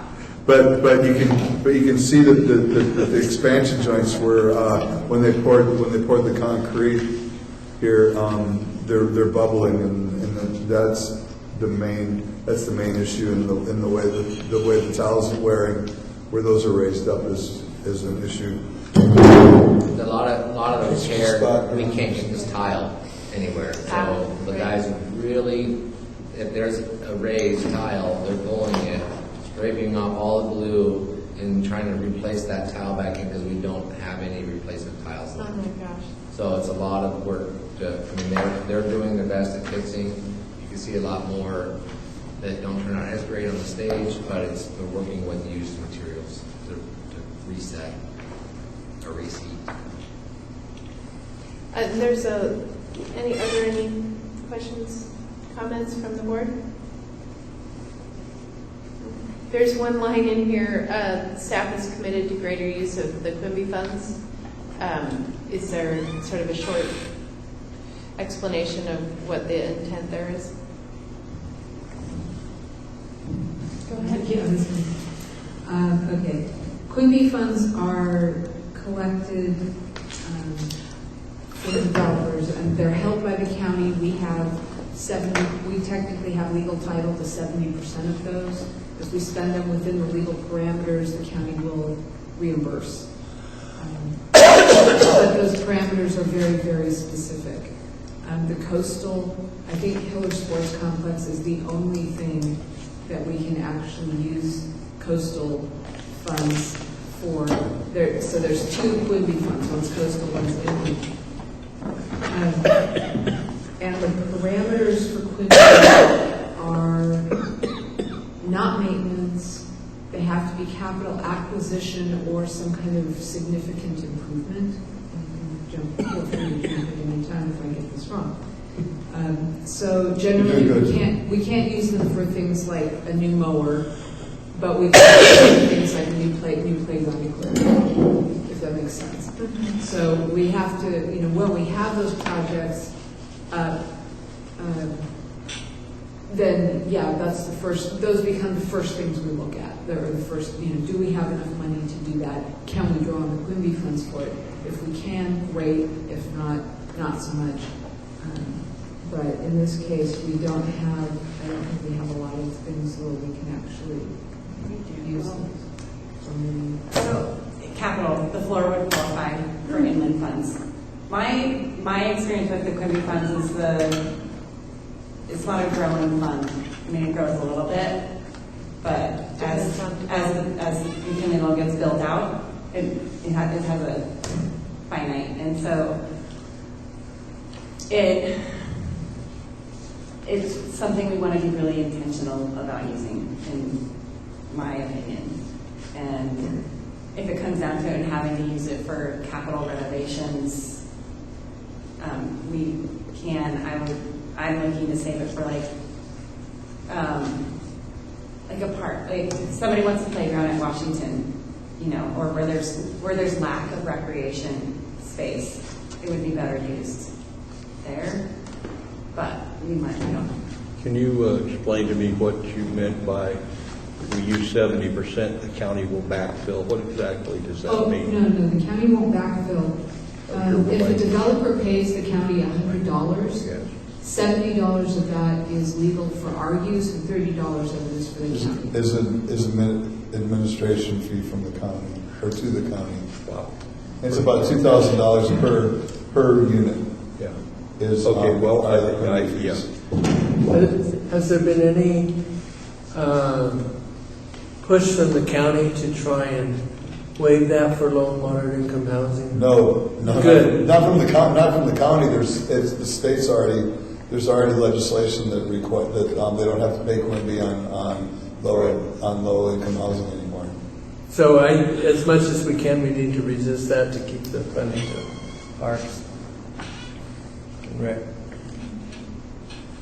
And are we at risk of losing any of our Quimby funds? No, there's no sunset on Quimby funds.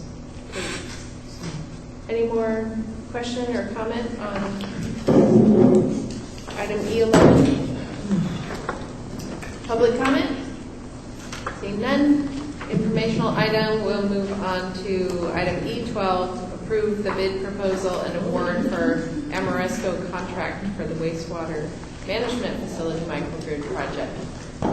That is Greg. Thank you.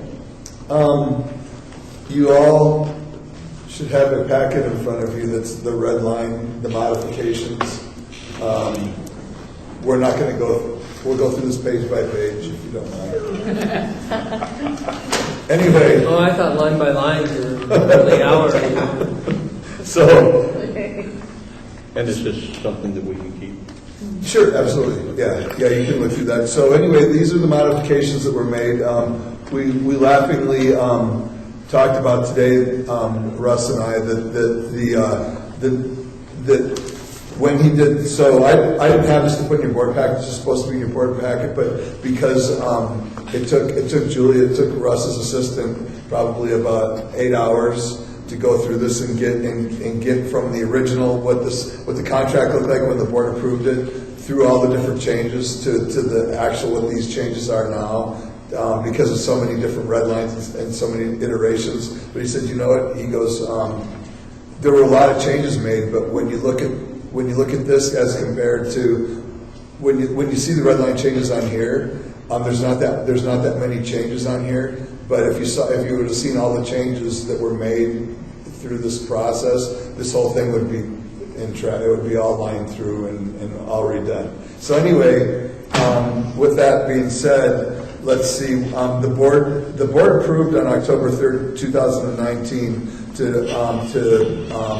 to award the contract to Amoresco for the base bid of $1,957,520 and bid additive number 2, which was $12,000 for a total contract price of $1,969,520. Well, after we presented the contract back to Amoresco, they said, well, wait a minute, that was a unit price at $12,000. It wasn't a lump sum. It was a unit price for 9 years of extended O&M per year. So we kind of expected that was the case. We applied that, and they were still the low bidder. They were still responsive, and instead of holding that, we basically, with goodwill, said, okay, we'll accept that. We'll accept those changes, and let's move along and get the ball rolling on getting this contract. And they said, well, wait a minute, and Pat can attest to this. They had like 4 different people reviewing the contract, and they didn't, and there wasn't like one person in charge of accepting changes. So basically, we played tag from October to last week. Last Friday. to finally get the contract in front of you, which is attachments 1, 2, 3, 4, and 5,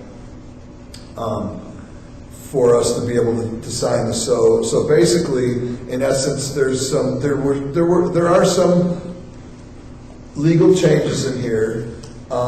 Russ basically went through them. Russ and Jordan and Pat and I went through these with the people from Amoresco, with the whole Amoresco saying they were very eager to get started on the project, and so what I would do would be to ask, the staff's recommendation is that the board review the information provided, air any questions, take public comment, and authorize the general manager to execute the final agreement and associated contract for a price not to exceed $2,065,520, with an addition of a 10% contingency, which is $206,552, for a total contract or a total price of $2,227,072. Keeping in mind the not to exceed price in the bid documents is $2,065,000 and $2,065,520. And the reason why is that we typically put a 10% contingency that allows me to be able to administer change orders, and if anything substantive, I would bring it back to the board anyway. But it gives me the ability to be able to not have to bring every single change order back to the board for approval because of the constraints that could cause related to getting the project done. Any questions, comments? Are we all right procedurally not having the contract in the packet? It's in there. Oh. It's in there. This is the red line. So I wanted the clean version in here for the board to approve. This was so that you could see to compare the changes. Right.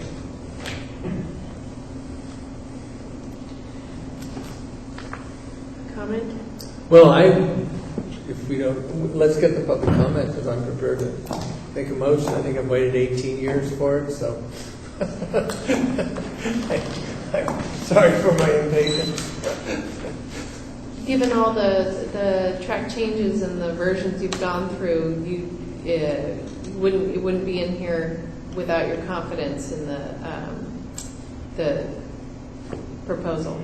Yeah. Oh, absolutely. I'm very confident in it. It is a complex. It's a complex contract, and a lot of things are predicated on performance of the system before it's built. So the way an ESCO contract works is that as they're going through and they're specifying equipment and designing the project, it has to prove cost savings at every step of the way. At any point in time, if the project will not save the district money as related to what it would cost for PG&E, it doesn't qualify as an ESCO contract and would not, and they would not be meeting the demands of the contract. And that's specifically related to being this type of energy Yeah, producing. ESCO is an energy, ESCO, energy something. Energy savings something contract, CO's contract. Okay. Any other question, comment? Anything else you want to draw our attention to? Okay, I'll make a motion that we... Public comment? Oh, I thought you, I'm sorry. I did ask for the Did I? public. Yeah. We're all falling asleep Okay, here. here we go. I'm sorry, I woke up again to public comment. No. I'd like to make a motion to pass this. Given the nature of the contract and the construction, this requires more quality and quantity of time of the project manager, in this case our general manager. So I want everyone on the board to know there may be less flexibility and a reduction in the speed of turnarounds through completion of this project, and that's part of the implications of approving it. Like I said, I'm very happy to see it after a long, long period of time, and we had to reject some very bad proposals to get here with tremendous political flack, I must say. So we tried to make sure that we did it in a business-like way, a way that will pay for the district and satisfy the district customers, and I think we're as close as we're going to ever get on signing a project to get there.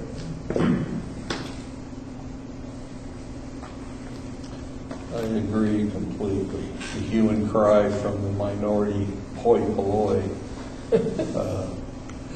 did not dissuade us from doing the correct job for this community. Is that the second? Was that a motion and a second? Yep. Okay. At this hour, clearly is. Was that a second, Dennis, please? Yes, ma'am. Yes, thank you. When I figure out how I feel about it, I'll let you know. Okay, ready for the vote? Roll call, please. Director Barsanti? Yes. Director Corbett? Yes. Director Couch? Yes. Director Mann? Yes. President Berger? Yes. Oh boy, I'm losing my. All right.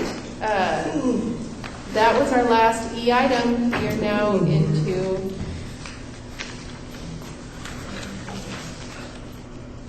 F, reports, active committee reports, starting with the Recreation Advisory Committee.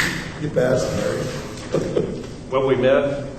Leslie had a good report. John Cocken is going to be the chair of the committee next year, and Scott Biner will be the vice chair. So that's it. That's all you want to say? That's all I want to say. I want to get out.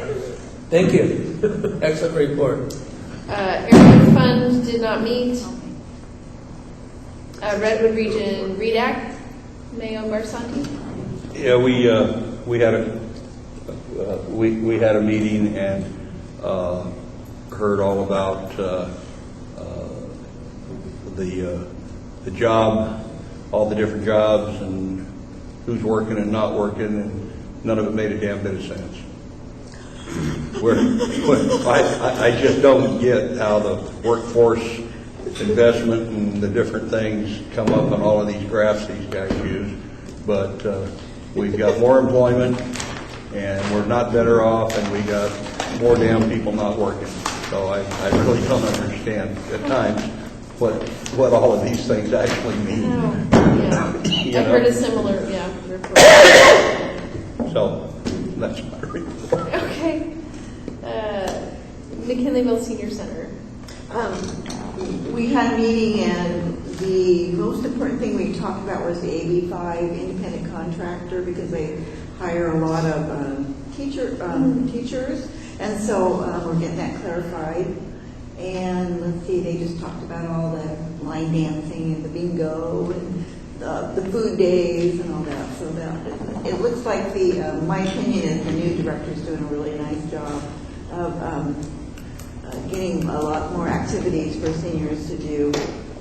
He's very caring, so he has a lot of good relations with the seniors and everything. So. Well, that's great news. Would you describe it as it took him a while to get up to speed and now things are rolling better? Well, actually, we all really liked him right at first. He's very personable and he's very creative.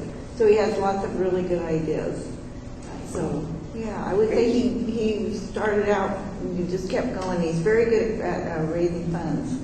Great. So, Oh, good. He's really, I'm really impressed with Actually him. sent him over, but no. Yeah. And he's fun, he makes his a positive person. Great. Yeah. If we can just get him to quit asking for free stuff. The audit committee, that, John wanted me to report, this could be real easy. I'll just say, we reviewed the audit, and we had some questions, and it mostly was questions that because this is my first year doing it, that I was, wanted to ask and everything, so mostly was all that, asking some questions about, I'm going to, next month, write something up about the OPEB, the other pension, because that's why, so everybody kind of understands what's going on. oh, thank you for that. Yeah, so I asked a bunch of questions to help with that, so hopefully I'll be able to explain it. And I believe when Director Corbett was chair, he requested I think a part of the audit committee to a review of the recreation department, and how's that work progressing? Oh, the little assignment that I had. Well, gosh, that was a while back. I almost would recommend that you send it to the chairman to be put on the agenda. Okay, and then make that a would- report on it. that I would thought be it was great. very good. The agenda just got so unwieldy, I was going to ask you if we could put it on the March agenda. Okay, I will do that, yeah. Great. I will, thank you, but, yeah. And I just want to tell the board how much work she did. I asked her to meet, and she came back and really burrowed into the facts and produced financials and ran them through staff, and I just did a really outstanding job. So I was very appreciative. Employee negotiations. Didn't meet, nothing to report. Water Task Force did not meet. No ad hoc, no drugs and toxics down the drain did not meet. McKinleyville Municipal Advisory Committee did meet. We have been having the special meetings related to the town center ordinance writing. And our last meeting was mid-month again, and it was on the topic of design and Open space. open space. Thank you. So this is, in essence, getting presentations and then trying to help or come to understanding of where the MCMAC's guidance to the county is for this ordinance writing. Okay, any more to add, Greg? Or questions No, that was or it. add, That was Dennis? good. Yeah, I just wanted to add, and I don't know how the committee will address this, but it's something I'd like you, and if I'm there as well, discuss. But several people, one person in particular, is overly participatory and has written some articles that said things that were absolutely false. And I don't know how you deal with that directly as the MCMAC, but the MCMAC did not change any policies.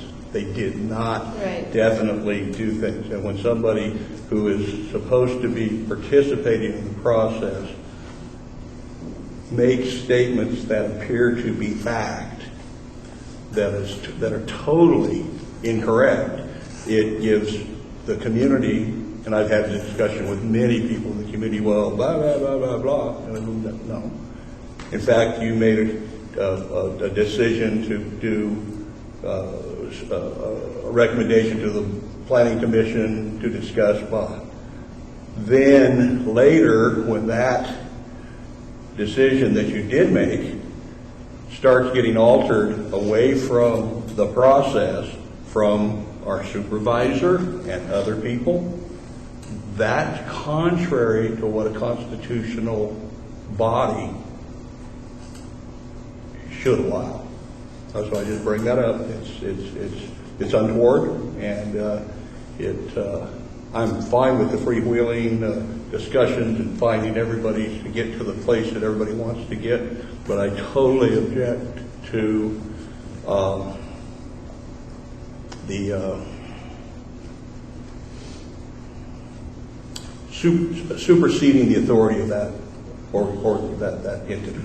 It would be helpful for me to have you state the specific language passed and the specific changes, because I can hear you very generically, but Well, I'm trying to be somewhat generic because I don't have the language specific, but it had to be. I can be fairly specific. Yeah. Well, I could, but go ahead.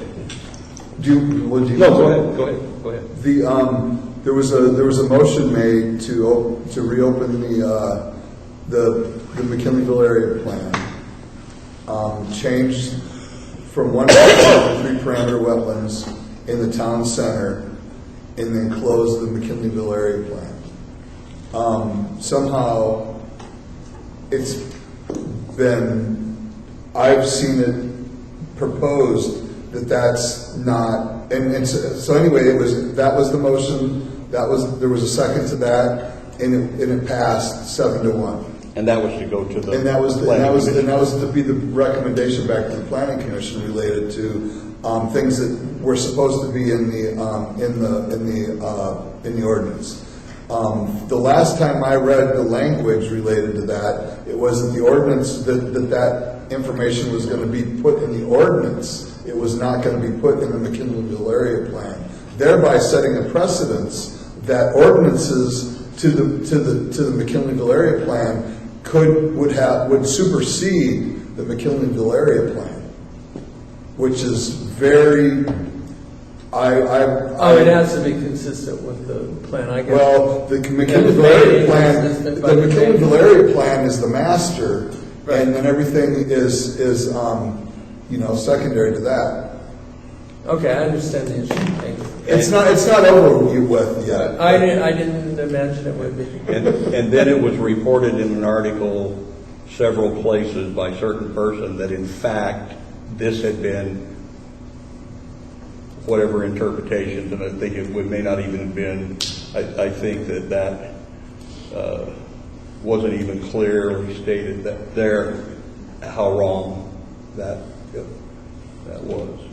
And that the McMac did change this, and it's that, and this is horrible, and blah blah blah, and then it's going to make this and happen and that happen, and well, potentials for changes do have cause and effects, etc. But in fact, the McMac only did what the McMac is empowered to do, and that's to make a recommendation to the Planning Commission. Yeah, and if our recommendations don't make it back to the Planning Commission intact, what good is there having a McMac? Right. And although you do have the option to go straight to the Board of Supervisors under your charter. Well, that's fine, but it needs to go. I know, I understand. It needs to go the way it was done, and not have somebody change it on their own. You're real clear on what happened and the why. So I just couldn't quite get it from your original explanation. Thank you for bringing that up, Director Mayo. Cornerstone Committee?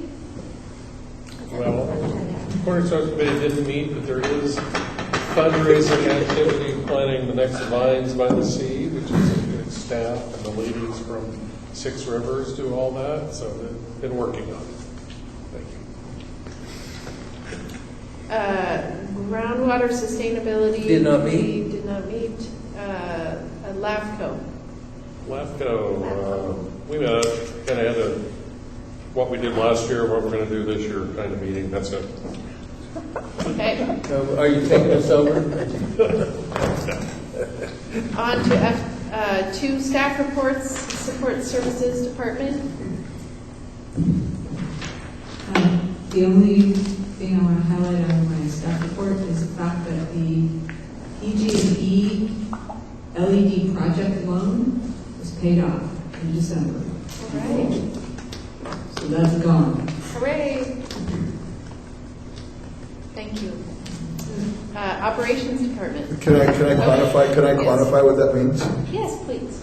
So we were paying about, I think we were $1,644 a month. a month. We'll go into reserves now as opposed to going to pay the bill. All right.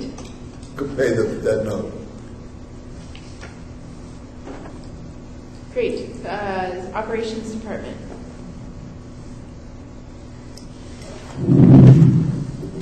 Nothing further to add at this time unless you have questions. Any questions? Thank you. Parks and Rec. I just want to comment on recent activity at the Recreation Advisory Committee. As I hope you're aware, because it's been in my packets for several months, there's a community group of people interested in bringing BMX track to McKinleyville, and they are looking at the feasibility of doing that at the Washington School property. In December, they held a public input meeting. It was well attended. I think 25 to 30 people there. They got very little, there's no negative response in terms of, there was a direct question as to, do you have any reason to oppose having it at this location? And there was 0 no's to that. Or nobody gave any reasons to oppose it. There was a lot of support for that location. There was some of the concerns were from property owners who are adjacent to that property, concerns about their pets being disrupted somehow. I don't know. But overall, it was a really positive response. That group is now doing more research to determine the feasibility. They're hoping to bring a presentation to the board by April. So that's the thing that's going on. And then you may have read in the Union about the botanical garden, and there's a RAC member interested in making a pollinator garden there. So she's also doing some research, drafting a plan of action to see if that would even be feasible, and the plan of action will be required to include how it will be maintained and supported. So anyway, there's some active members on the RAC, and they're doing good things. That is all. We just got another RAC member tonight. Who's this doctor and the CPA? Yeah. General Manager's report. Nothing to add, thank you.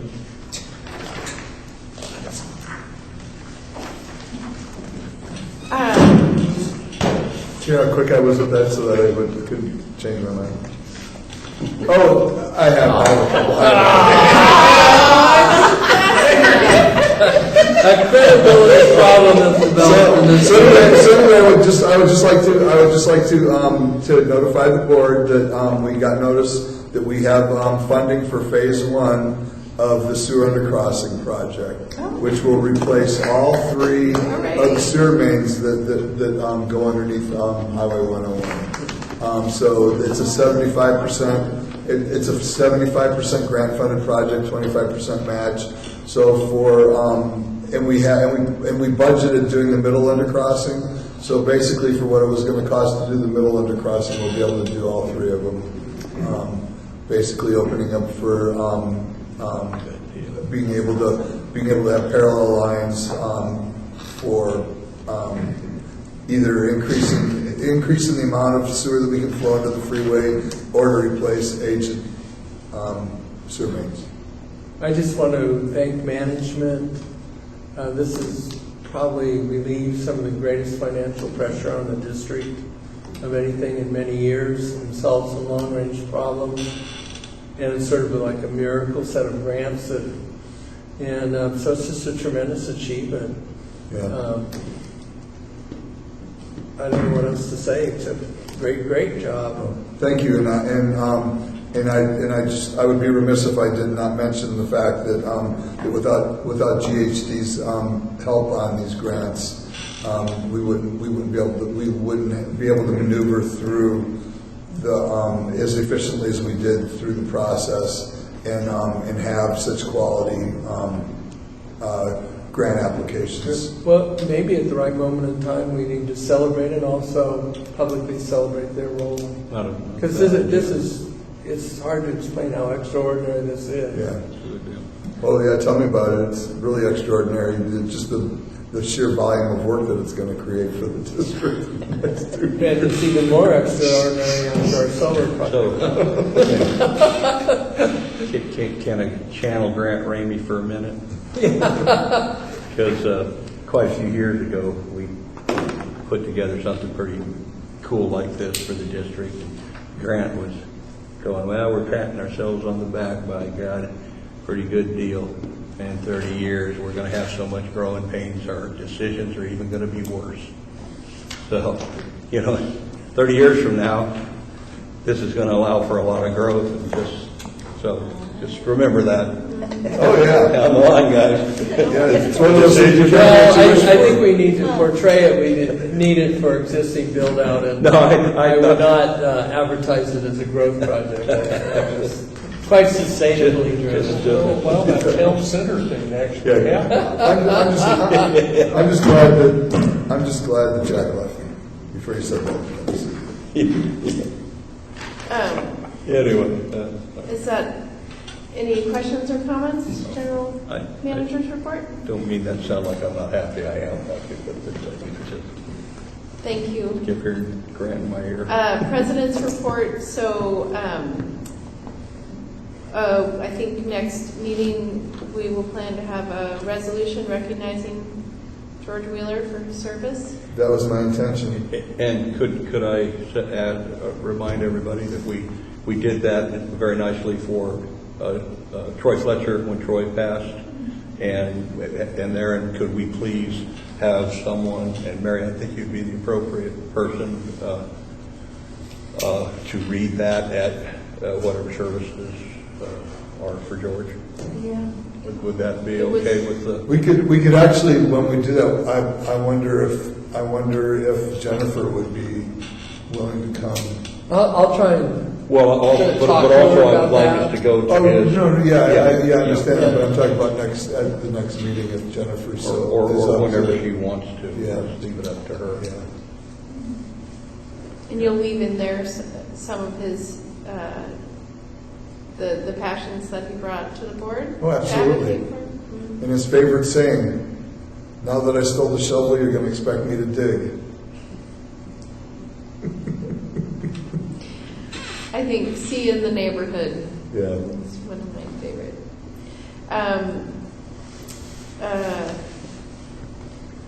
I think that's, the setup, take the temperature of the board. Is this, do you like this? Is it acceptable? It's easier for me to hear, so I really appreciate that. Oh, good. Yeah. Well, thank you. And Easier it seems more intimate. Yeah, no, you. Yeah, it seems more intimate, doesn't it? Yeah. Somebody had to lose out. I guess. I like it, and I've talked to James so that I won't be trapped. Although maybe they did it on purpose. Well, The easiest way, John, would be just to change nameplates around. Why can't we allow? And so, board member comments, announcements, reports, and agenda items request. I just have one. Was pleased both to approve an interim and a permanent variance to change the range of power generation within 5 out of the 10 PG&E power units, and if the tests prove it, then PG&E will then have the ability to have an island and dark startups, which means that when the rest of the county goes out of power, or the rest of the state, they can keep power on for us.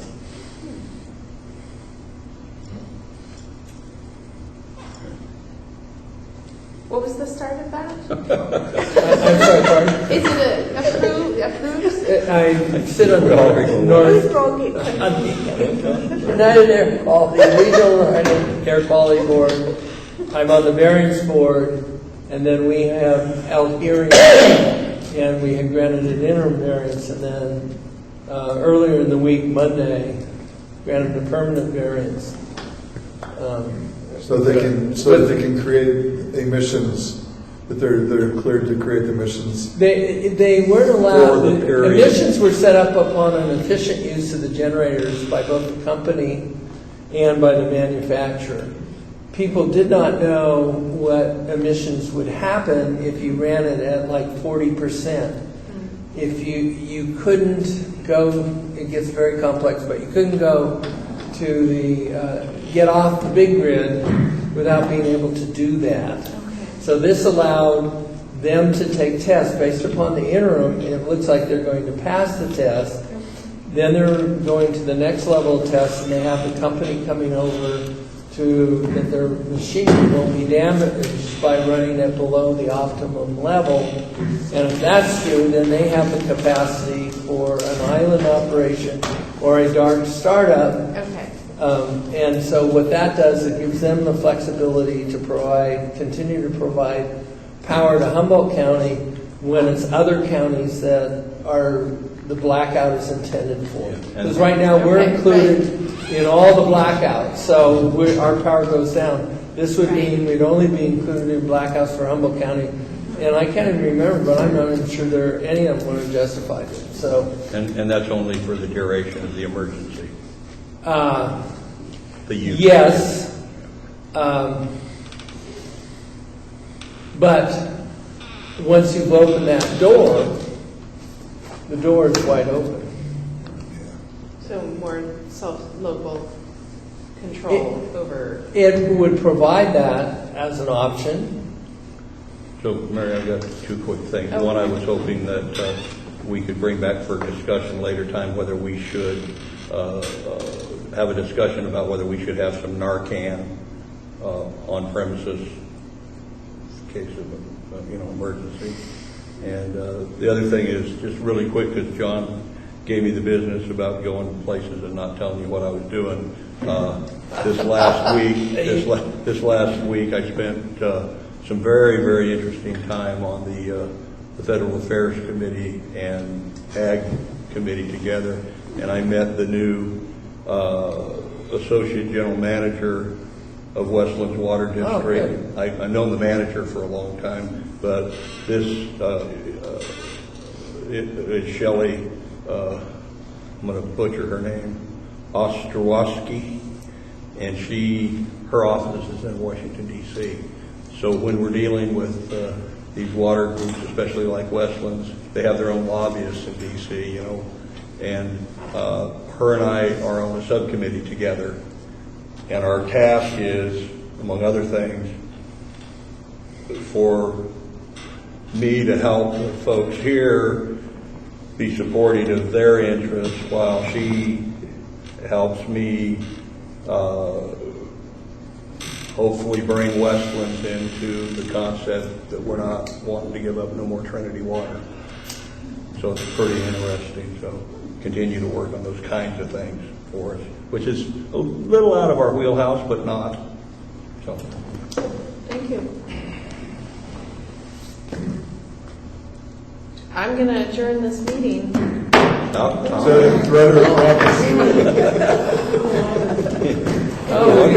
just so got